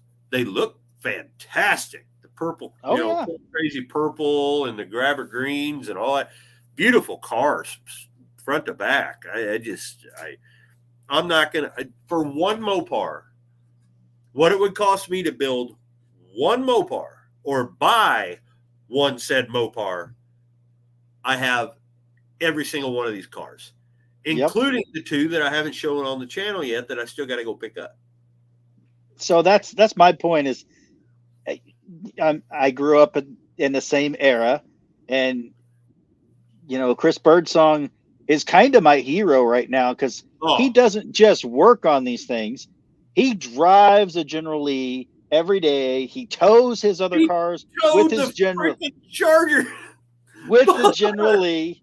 I mean, he does it all but jump the thing, which you wouldn't do. But even if you did, Chris is the guy to fix it. Like, he put General Mayhem back together because it was all cut up from the thing. So he's kind of my hero, but that's the car I would want.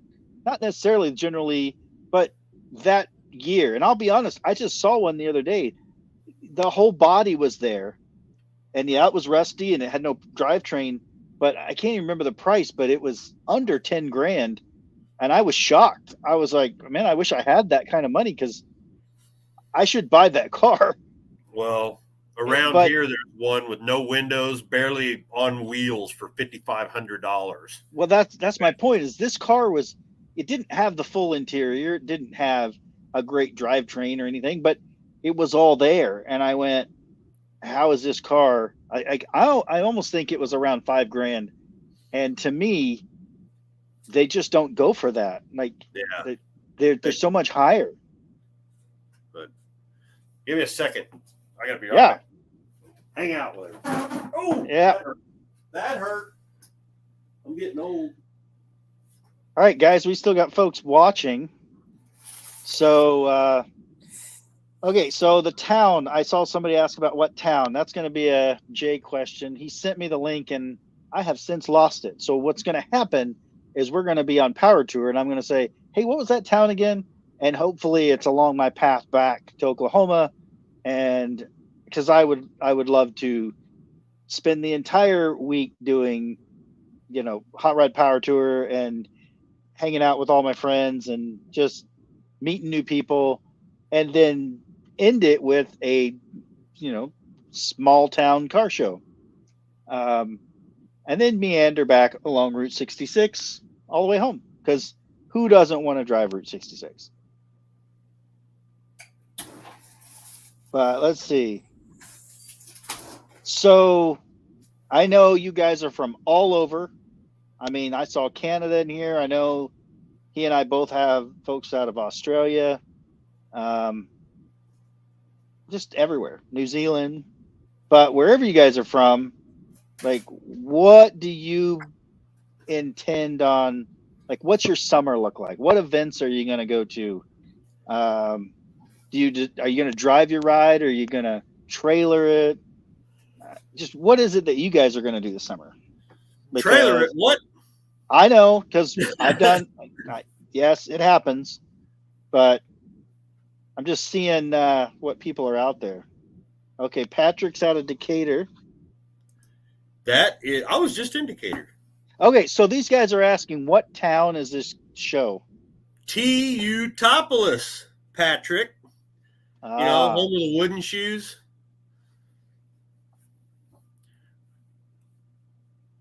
Okay. 2004 Buick LeSabre. 3800, great engine, hard to kill them. Just make sure it has oil in it. One of the best. Because I will tell you, I've never owned a 3800 that didn't leak oil. And honestly, there is a great, simple way to disassemble it and fix all those leaks, but it's expensive and it takes a lot of time. So it's easier to just put oil in it. They're great engines. They're torquey. They get good mileage. It's in the Buick. It's a bigger chassis than some of the smaller stuff, but it's a good car. Like, you're going to be like riding in a Cadillac, but with the reliability of that 3800 V6. Yep. Make sure you have oil in it. That's my biggest advice. They will start to leak pretty good too. Yeah, I've never had one that didn't leak. Just throw some of that stop leak shit. They'll slow it down a little. Don't put synthetic because it will just fly right out of the engine. Just conventional oil. Don't go crazy. You can, I won't say from experience, run them dry, but you can at least get to the gas station with no oil. But it's better to just go ahead and throw some oil in it. And just remember, don't use Rotella in that car. Make sure you use regular oil, conventional oil, because the cats will get plugged up. Yeah. 2004, you don't want to. Make sure you just use. Honestly, with a car like that, you could probably use a house band brand. If I had to recommend an oil for it, Valvoline. That's my favorite oil. Always has been. Nothing against Rotella. I use it in my semi. I'll be honest, for the amount of oil I put through the GTP, the free car that I got, most of it is just oil from whatever gas station I happened to be at when I noticed, it's about out of oil. And even though it's got the supercharger on there, they still leak in all the same spots. So that car, it's also in the South 40 because I've got at least another transmission I can try to put in it, but if you guys know anything about them, you got to drop everything out. And I figured that this is my mentality, and honestly, why it's sitting. If I'm gonna do this, I might as well do this, and this. This is the time to pull the top end off. You got to change out the supercharger oil, something in the bearings, and basically you can just go get a rebuilt one and throw on top of that, and then you might as well fix all the yeah. Change all the pulleys. I literally had just started changing pulleys when the trans went out. Yeah, so they started using those plastic pulleys. Yeah, so I was literally one at a time in those pulleys, and again, it's another one. Tear it down, fix all the oil leaks, change all the pulleys. It's got a brand new belt, but just make sure that's good. It's getting the transmission in there. Go ahead and check the CVs, and I'm cutting the cats out, and we're gonna straight pipe that guy all the way out. We're gonna make her lightweight for speed, because those GTPs, it has these resonators in the back. So you got your cats, you got your mufflers, you got these resonators, and then the exhaust tips are cast aluminum. There's probably close to 70, 80 pounds worth of extra metal in the exhaust that you just don't need. So we just straight pipe it right out. And it'll sound good. 3800 sounds good anyway. Yeah. All right, what else we got? Well, what is this? Have you ever thought about working on bikes? I've just bought a Unicorn 79 HD Roadster. Second owner, the license 84, and it runs and rides. As a matter of fact, I just worked on my son's Harley today. I have three. I have an 86 Hugger, and I also had that was my mom's, and then I have a 98 Fat Boy that's all custom, and I have a Electric Glide. I absolutely despise working on motorcycles. I mean, on my own, stuff like that, but I just it's like I just want to hop on the thing and take off. If I can't, I hand it to my buddy who's got a shop. Here, fix it. And so it's like my truck. I don't want to work on it either. Right. Well, so that I was going to say, to answer the question, I can't remember if I even have a video of my bike on the channel, and now that I look back, I don't see it. So at one point I had a different channel, and that's gone, but I had found it was a 87 Kawasaki 750 in a barn. Literally, somebody had done the fancy metallic gas tank and all that. Like, somebody had tried to make it into a nice highway cruiser, and they laid it over, and all it did was messed up the gas tank. So instead of just riding it, they parked it in a barn. Well, I got it for $200, and I took it all apart, and I JB welded the gas tank because it had one pinhole leak, and that lasted a while. And then later it finally split down the seam on the gas tank, and I wasn't really confident in my welding, especially on a gas tank. So I just went ahead and put a different tank on there. But the point is, I took it down to the frame. I did not rebuild the engine, but I cleaned the carbs and rebuilt those. The exhaust was just mangled, so I straight piped it. It's stupid loud. And then just little bits and pieces here and there. And the thing, man, I tell you, it fired right up. And for 8 months of the year that I got that thing on the road, for 8 months, I drove it every day to work. Whether it was 30 degrees out or 110 out, I drove it every day. Yeah. And then I parked it because I'm trying to think. I started working on the fuel tank. Oh, because it was winter. I started working on the fuel tank, and was going to paint it and paint the fenders and stuff to match. And it sat under a tarp, and there it sits to this day. It hasn't moved. So I guess I can revive and drive it. My first bike, I was 13. Found it it was a basket case. It was in a milk crate, and I bought it for $100. My dad, I put it back together. It was a 73 hardtail with a right-hand shift. It was a 900cc. It's like that 1 year before they started the 1,000. Anyway, I put the same together, and Dad wouldn't let me park it in the garage. He'd always tell me, you ain't putting that oil-leaking sumbitch in my garage. It ain't happening. I said, Dad, I'll put cardboard under it. You ain't putting that goddamn Harley in my garage. He didn't like Harley. He liked Yamahas. Yep.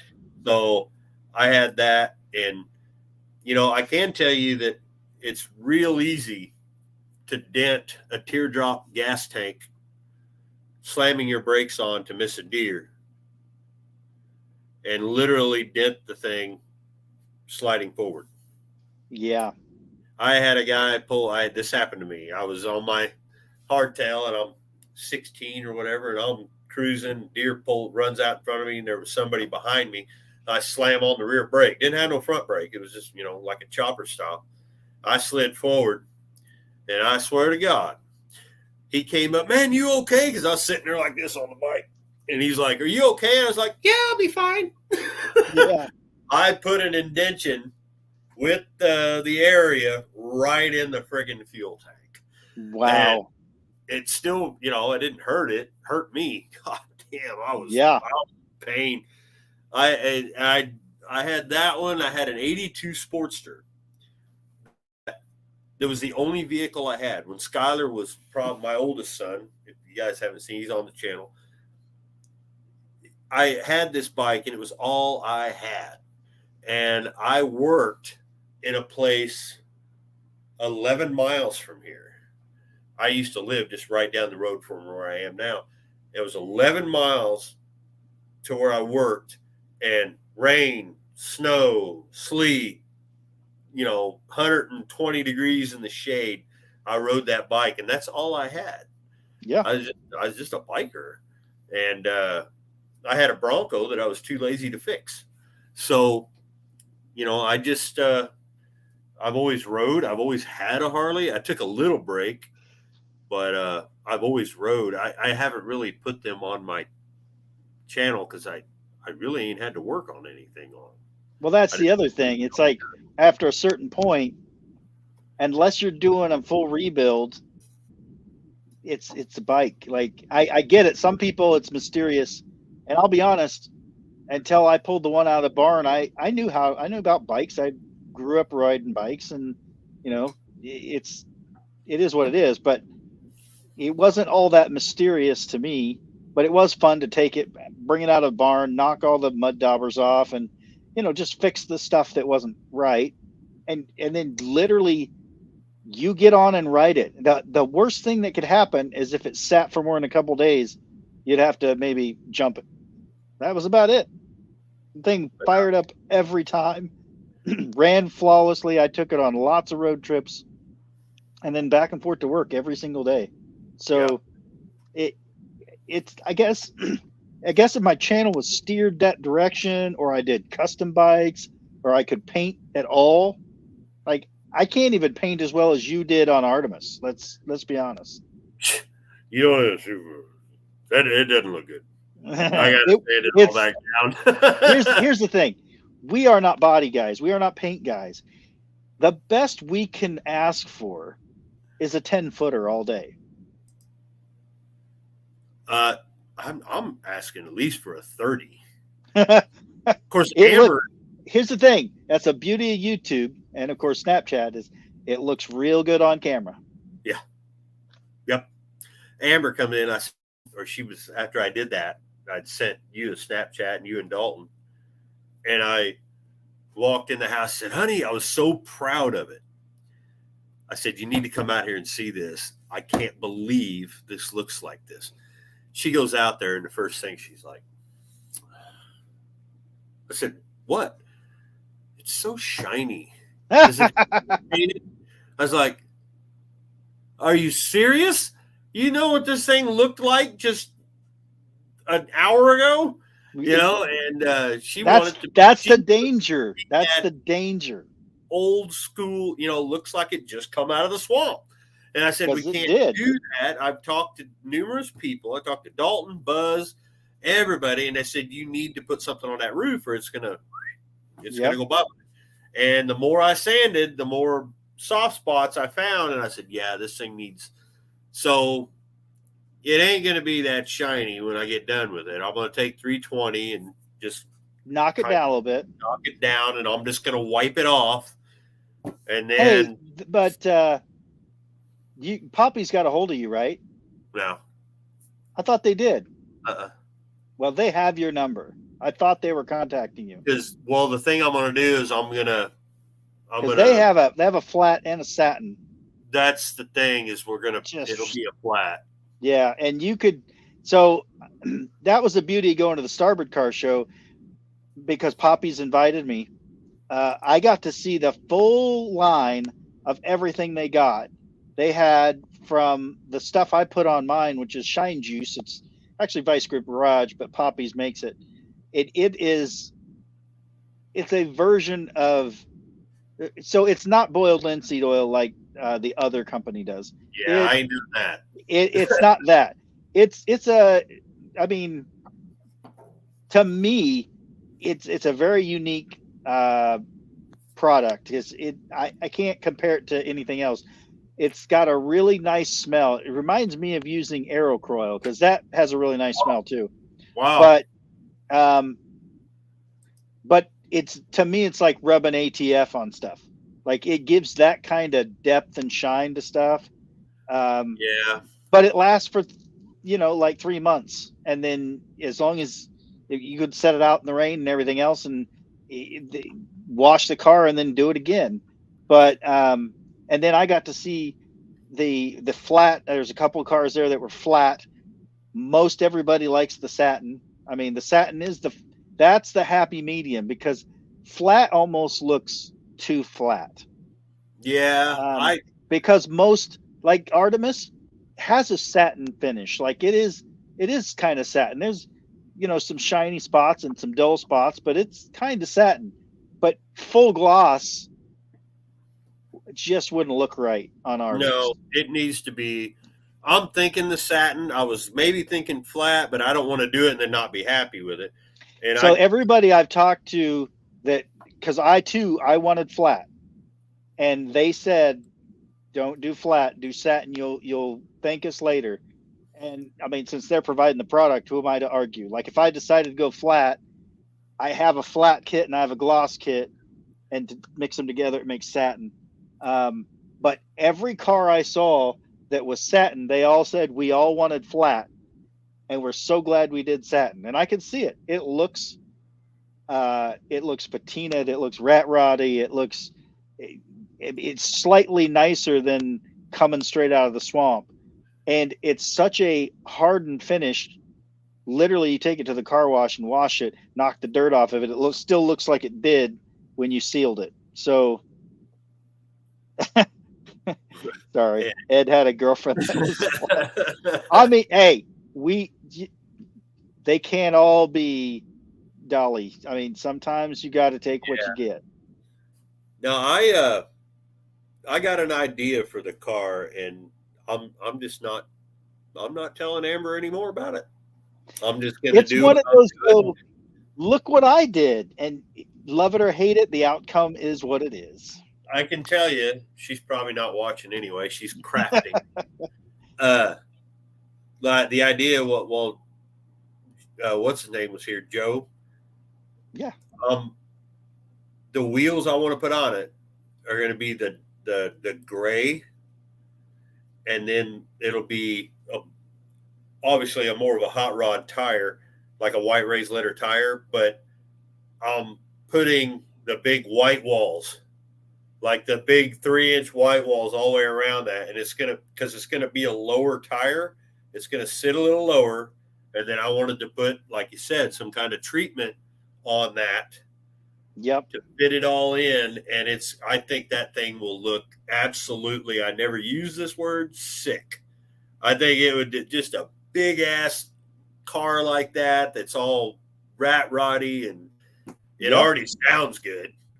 Yep. So, and it goes really well. Yeah. I think we'll get up and haul. That's the amazing thing. Of course, it's Pontiac. Of course, it's going to haul. Yep. There's no such thing pre 1975, 74 in a Pontiac that won't haul ass. They all haul ass.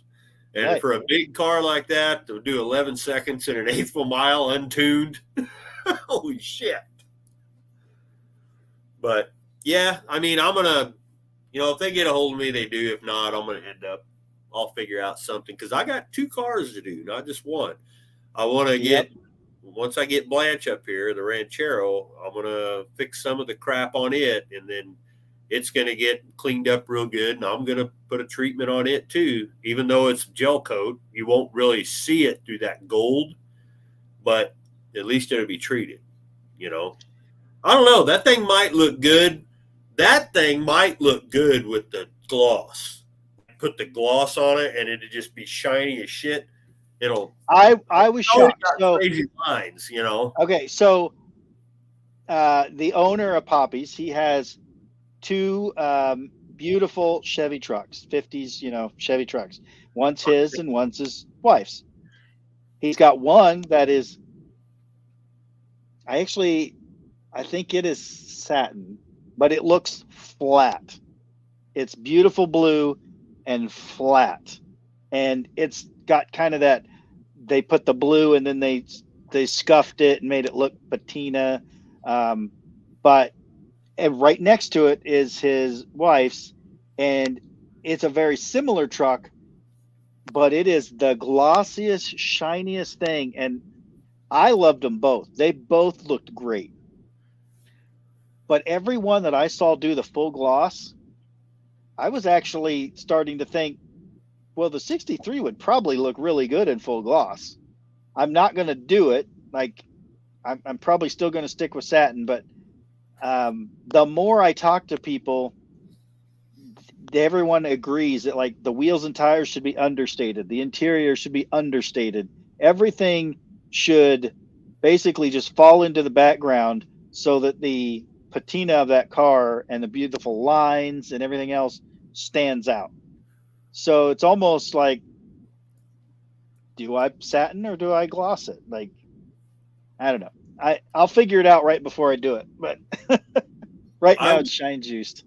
I was out there, sanding away on that ambulance today, and I happened to look down. I was leaning down by the car, and I looked back, and I never really looked at this car this way, but Blanche, the lines on that Ranchero are just absolutely beautiful.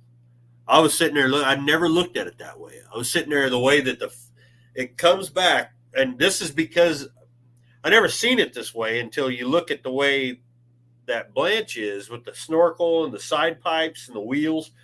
The way it comes up to the bed, it's got those 2 lines that come back, and it just looks like, you don't want to dent these sons of bitches because you're not going to fix them.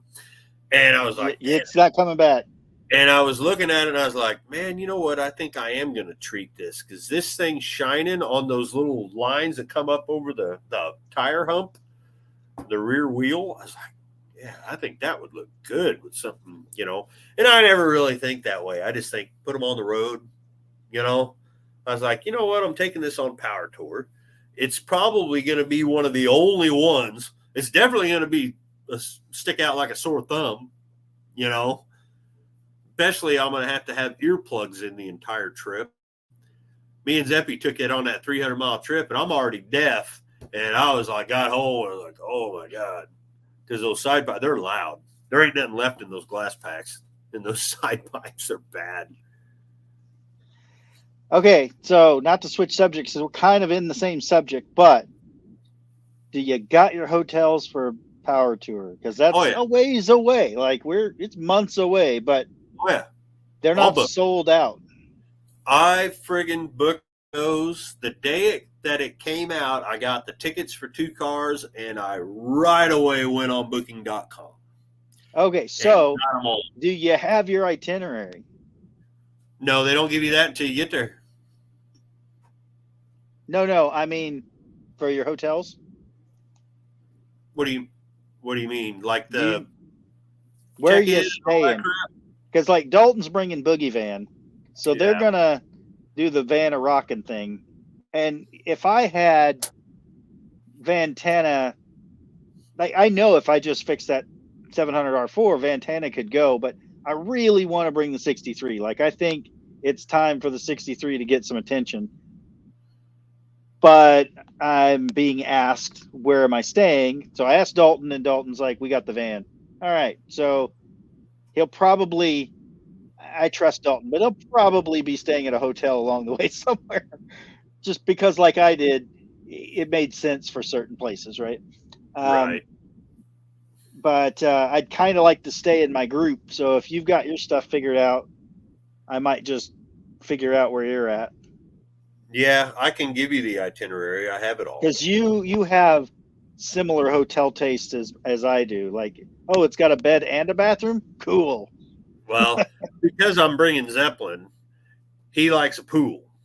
Like last year, every friggin' place, the pool was closed. I was like, are you serious? And it was like, I was late to the march. So it was like, you know, the thing they'll do is if you try to get a hotel right now, they'll make you get 2 nights.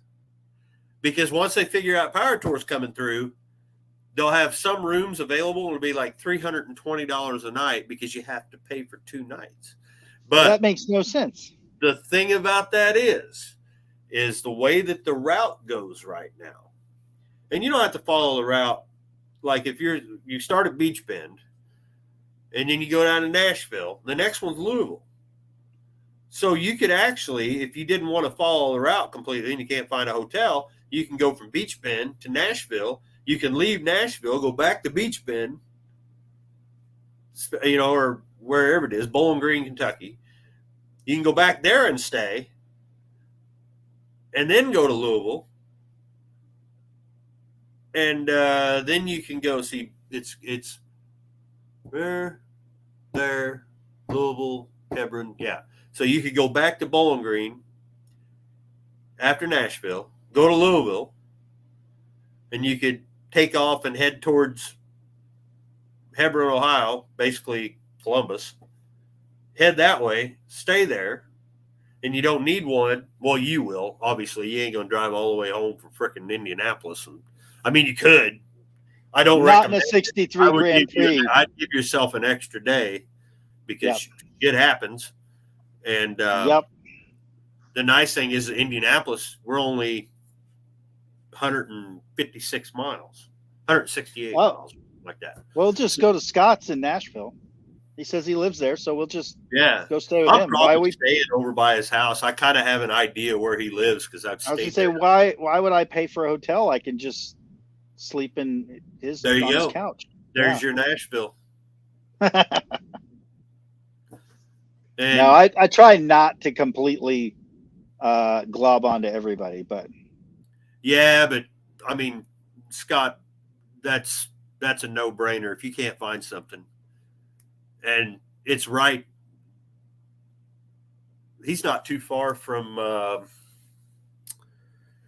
Opryland. Well, I call it Opryland. It's Opryland Hotel. I remember when it was actually Opryland.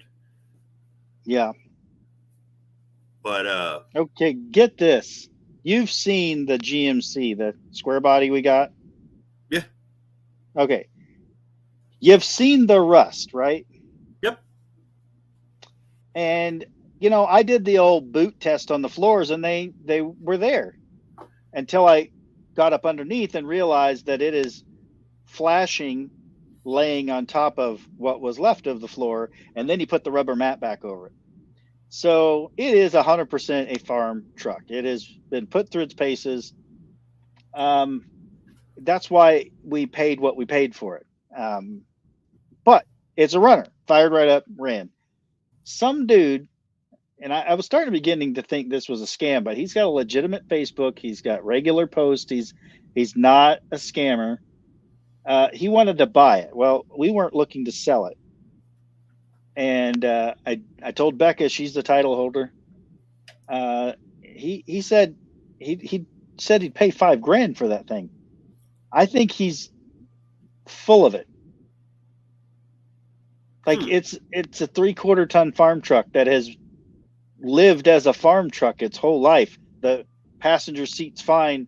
it's a bench seat, but the driver's seat's, basically gone. Or And the truck. floors are gone, and the bed is gone, and it's it sounds. There's no. 5 grand. Square bodies aren't worth that right now. Like, it doesn't make sense. I mean, he showed up with the cash. That's kind of where I'm at. It's like, okay, so you're gonna lowball me at 4.5? Like, what? Really? Yeah. Super Tech, is this pay-per-view won't allow me to post? We can read it. What's he want to post? I don't know. Maybe you got something you want to put on here? Because, yeah, it won't let you do that. It'll only let me or Buff do that. Oh, yeah, no links. I don't know. Super He Tech, posted. that sounds familiar. But, yeah, it's going to be hard to pull it off. But with Power Tour, by knowing who's all going that we're in kind of a round with or, in with, this is going to be a ride. This is going to be a ride because and trying to keep up. Yeah.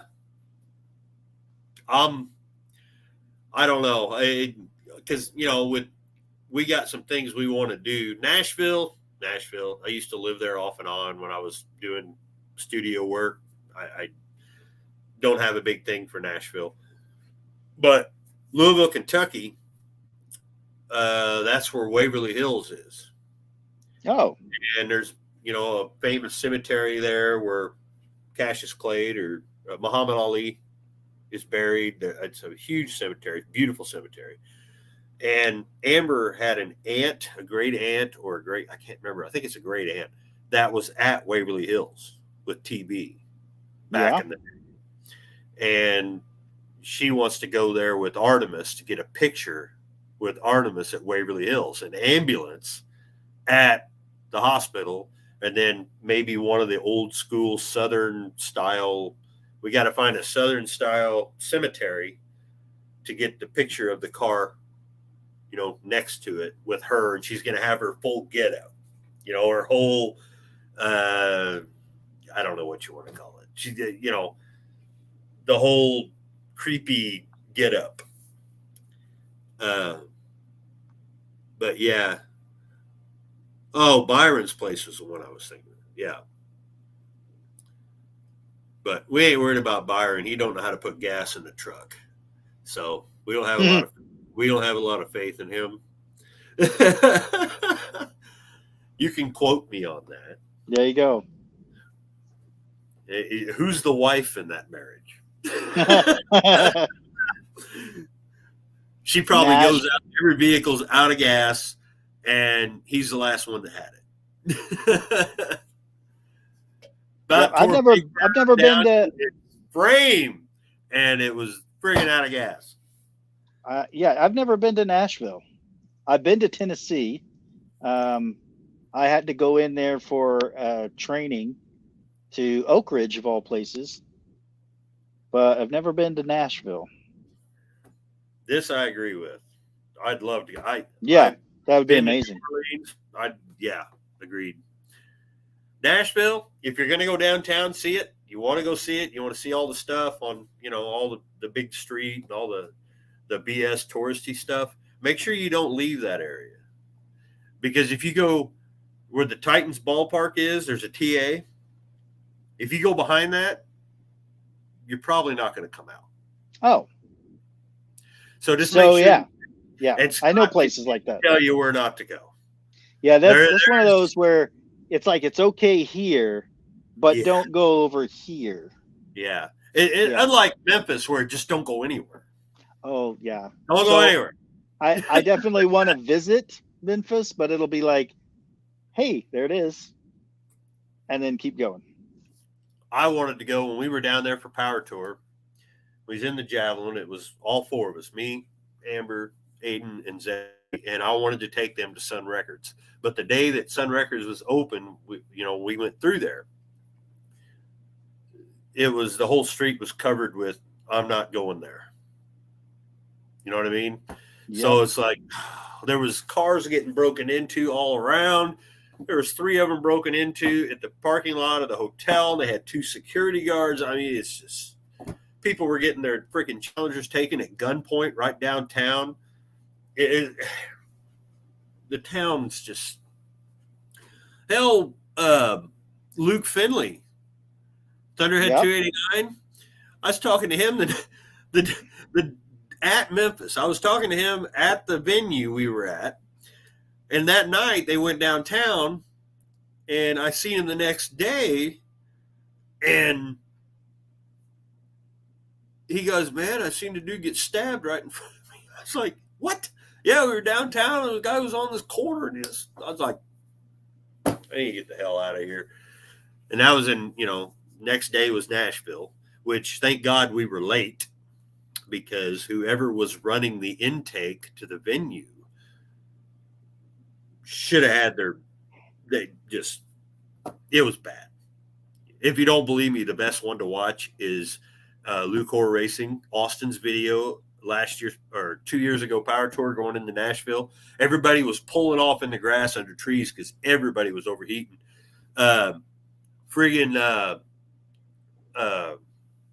What's her face? The racer, short girl, Alex. Yeah. Alex had to have people help her push her car into the venue because it overheated on the road out there waiting. It was dumb. It was horrible. And that didn't happen last year, thank God. But also, it was the surface of the sun the year before. So it was 120 in the shade.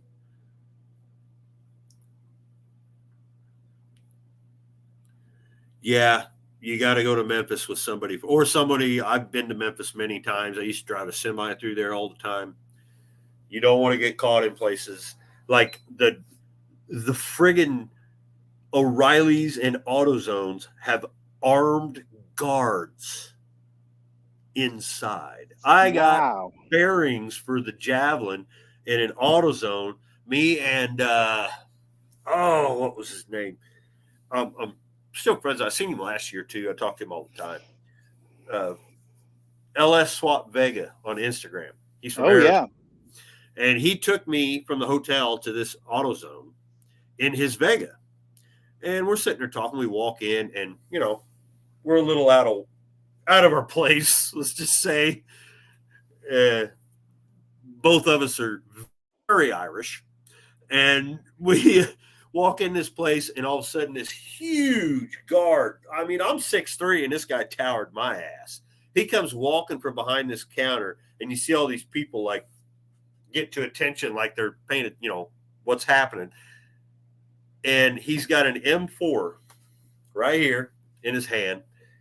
He's got Glocks, multiple Glocks down his chest with you name it. He's got it. Bulletproof vest, the whole 9 yards, a freaking walkie-talkie thing on his face. Wow. And he comes up and he sits next to, he looks at what's his nut, and he tells him to go over here and sit down. So he goes over by him, sits down by the door, and I'm sitting there getting my parts. And he's looking at me like, we need to get out of here. So I get my parts and I start walking out the door. This guard walks out with us. And we get in his Vega, and we got the hell out of there as fast as we could. It was interesting. I will say, though, that it was one of the cleanest AutoZones I had ever been in, because ain't nobody screwing with them. I guarantee it. But then there's bars on every window, everywhere. The O'Reillys, they had a gate halfway down, and the one O'Reillys, they had a gate halfway down, and if you wanted in, they would raise the gate and open the door, let you in, and then put the gate back down, because people just run in and grab whatever they want, a la West Coast. Just go in and grab whatever the hell they want and run out the door. What are you going to do? You don't know what they got. So, If you ever go to Memphis, just don't. Just go right past it, unless you're with somebody. Yeah, I mean, I wouldn't want to take something like the 63, like something I care about there. But either rental car or a $300 marketplace car. Well, Yeah, I would do that, but I don't really want to die either. So you got to make sure you have a hidden kill switch on your car. so it's sure going to you be can so lock it. hidden, I'm not going to know where it's at. That's my problem. Well, Actually, here's why- I have a Viper alarm system that does remote start too, right. and Well, they all have those on there. So here's the reason I say this. Not only will they don't really get hot rods. They need something with a key fob. These 12, 13, 14-year-old kids that these gangs go out and they pay them money because they get charged as a juvenile if they get caught. So they'll go out and they sit in the weeds and they'll read your key fob whenever you hit the thing, and that's how they're stealing everybody's cars. Scott had a friend and his dad, their goddamn dually truck with his chair. He's he needs help moving around, so he had this chair. They stole the goddamn truck and the chair. oh wow. Yeah. So Motor Trend and Hot Rod, they actually allowed them to finish a tour in a rental car. Stole their freaking dually with his chair, his mobility chair. That's messed I up. was pissed. Everybody was pissed. He showed up. We were at Rockingham, and he comes walking up. Yeah, man, they stole their freaking truck. What? Yeah. So when we were in Memphis, I've told this story before. We were in Memphis. I had the Javelin, rare car. I had people walking around it, looking at it. So I couldn't stand it. So every hour I'd wake up, I'd take little naps, and I'd walk and I'd go to the elevator, go downstairs, get to the car, smoke a cigarette, drink me a bottle of water, make sure security guards are going around, everything looks good. I did that shit all night. From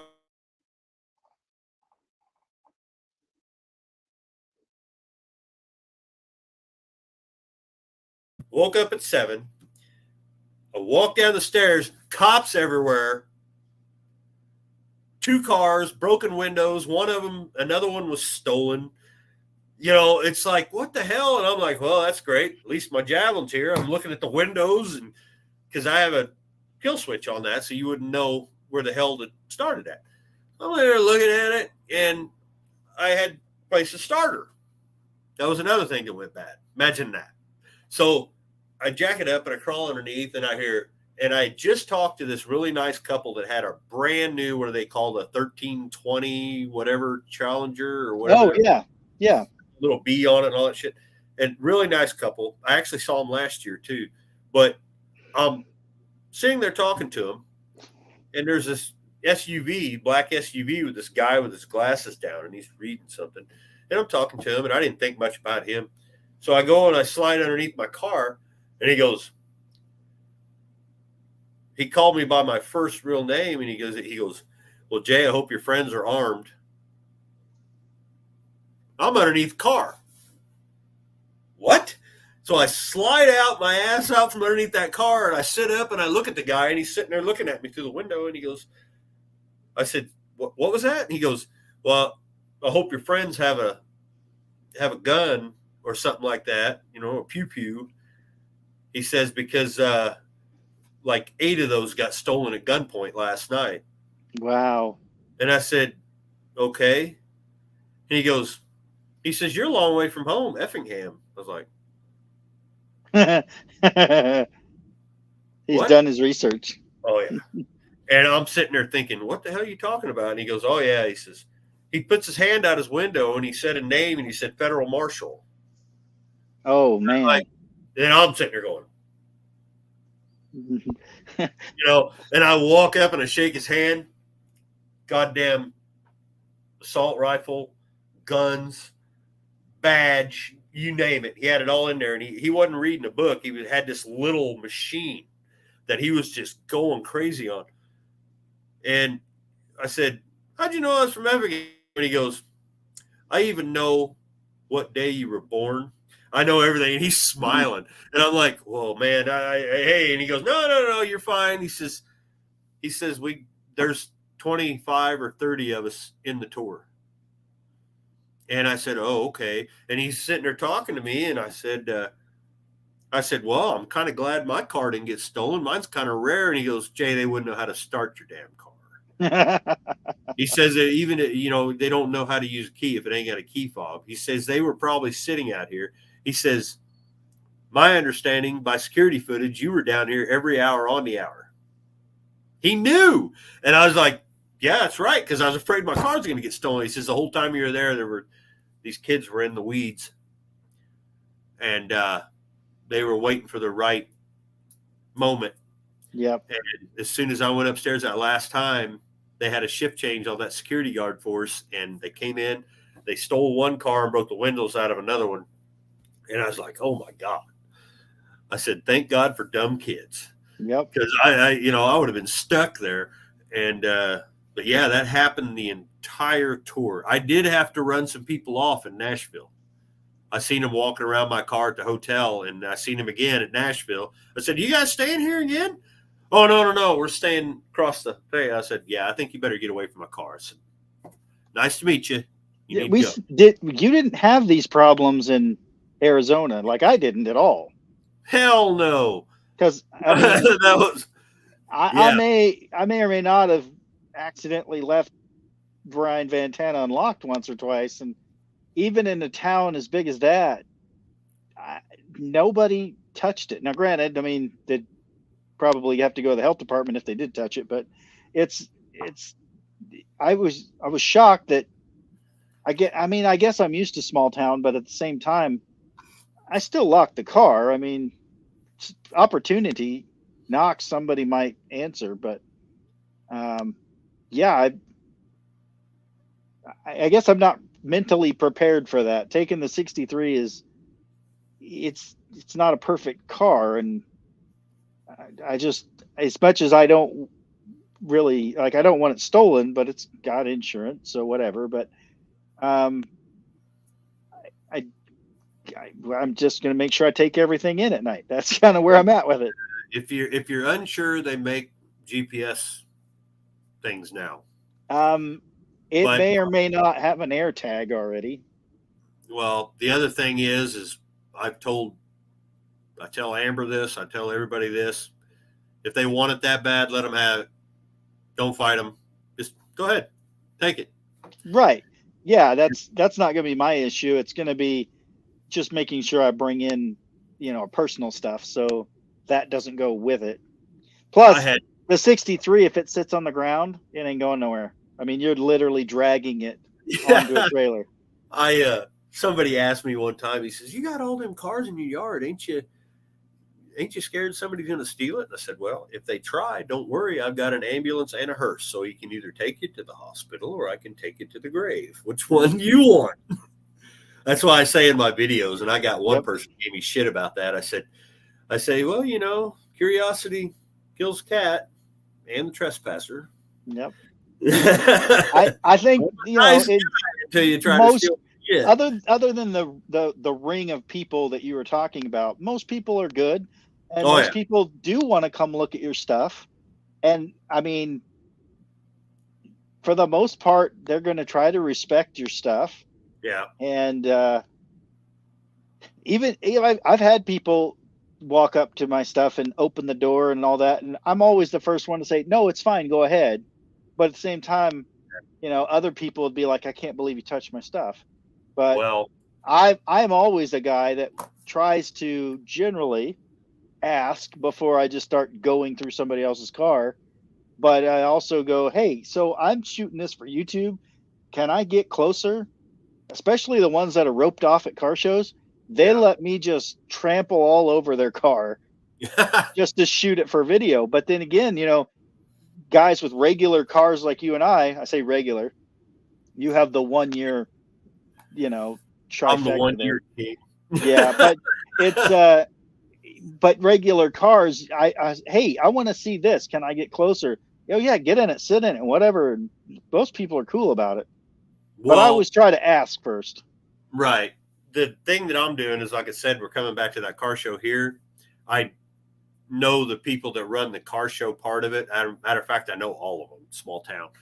But they're actually keeping me a spot up front, Nice. like near the burnout thing. Yep. And it's because we're going to haul ass home, and her family's driving some of the cars. I'm driving some of them. We'll probably come back and get more. We're going to bring probably 8 or 9 cars, and I'm going to set them up. They're all going to be open, and Amber or Aiden or Zeppy, if people want to see the car, here, go ahead. How many kids in this day and age will ever get the chance to sit in a 74 AMC Javelin? Like, right. What is this thing? Right. Crawl through an ambulance. Most adults don't know what they are. Yeah, I told them I wanted to do that. And Amber even looked at me like, "Are you sure?" I was like, "Yeah." I said, the idea of all these cars is everybody else there is be like, don't touch, no, they're not mean, but like, don't get near it. That's a $20,000 this, and here, right. Check out a 74 Javelin. Most kids will be like, nice Mustang, because they don't know what the hell it is. Exactly. And I'm doing that every car that I can get. You just bring up there, here, you guys, check them out, have a good time. Just be respectful, and it'll say, look and touch, don't be stupid. I mean, I obviously, if I'm going to some of these shows, like the Starboard show, there's stuff that is either one of one or one of a couple, and $100,000 restorations or more. Some of these, I saw one that was, I think they spent 1.2 million on this thing to not restore it, but to fully customize. I think it was a Rolls Royce, but you become very zipper aware at that point. It's like, okay, nothing's hanging off. Okay, I can get close to the car. But then I personally, I'd rather be going up to the junkier ones and going, I really like this. I dig this. It's cool. I love that it's got 3 layers of paint on it. I love that you made your shifter out of this, and I love that you did this with the lights or whatever. And shiny cars are fun, but I don't want to have to think about, do I have a screwdriver in my back pocket before I get in? Yeah. I'm just going to get in. I wear a chain wallet. You trying to get in and out of the car. Yeah, Gets caught freaking strap of your, or like that. Especially in them old cars, that chain goes right over the seatbelt thing. Yeah, but tootopoulos. Oh, you gonna plan on going to that? It's a good friggin' time. If you're not a drinker, get ready to watch a lot of drinking. Last year, how big is this show? Last year, outside of the Casey Hall or whatever you want to call it, $30,000 in alcohol sales. Wow. I'm telling you, I grew up in a German Catholic town, and I'm Irish, so I fit right in. Most of them drink under the table, so yeah, it's. I've missed the last 2 years, but it's getting bigger and bigger. Skylar was the only representative there last year. He had that Mustang there, but I doubt it makes it this year. But yeah. So is it like a 2-day or a 1-day or? It's a 1 day. It's Friday night. Okay. Starts at like 5 or 6, and you cruise around the town, and then you can go through the car show and cruise around all the stuff, or you can pull in and there's a burnout pit and a guy there with brooms and a friggin' water spigot, and you can just light them up. They got barriers on both sides. It's a straight shot. You can't do all this crap. But hell, they had one year, a guy had a really nice Nova, and he sat there and did that and had a brake torque. He blew a tire and took the entire friggin' quarter panel off the side of that car. Oh, man. And the next year, he didn't have time to get it fixed or the money, and he just put one of them Band-Aid things, like a great big Band-Aid. He put it on, and he went back and did it again. Yeah.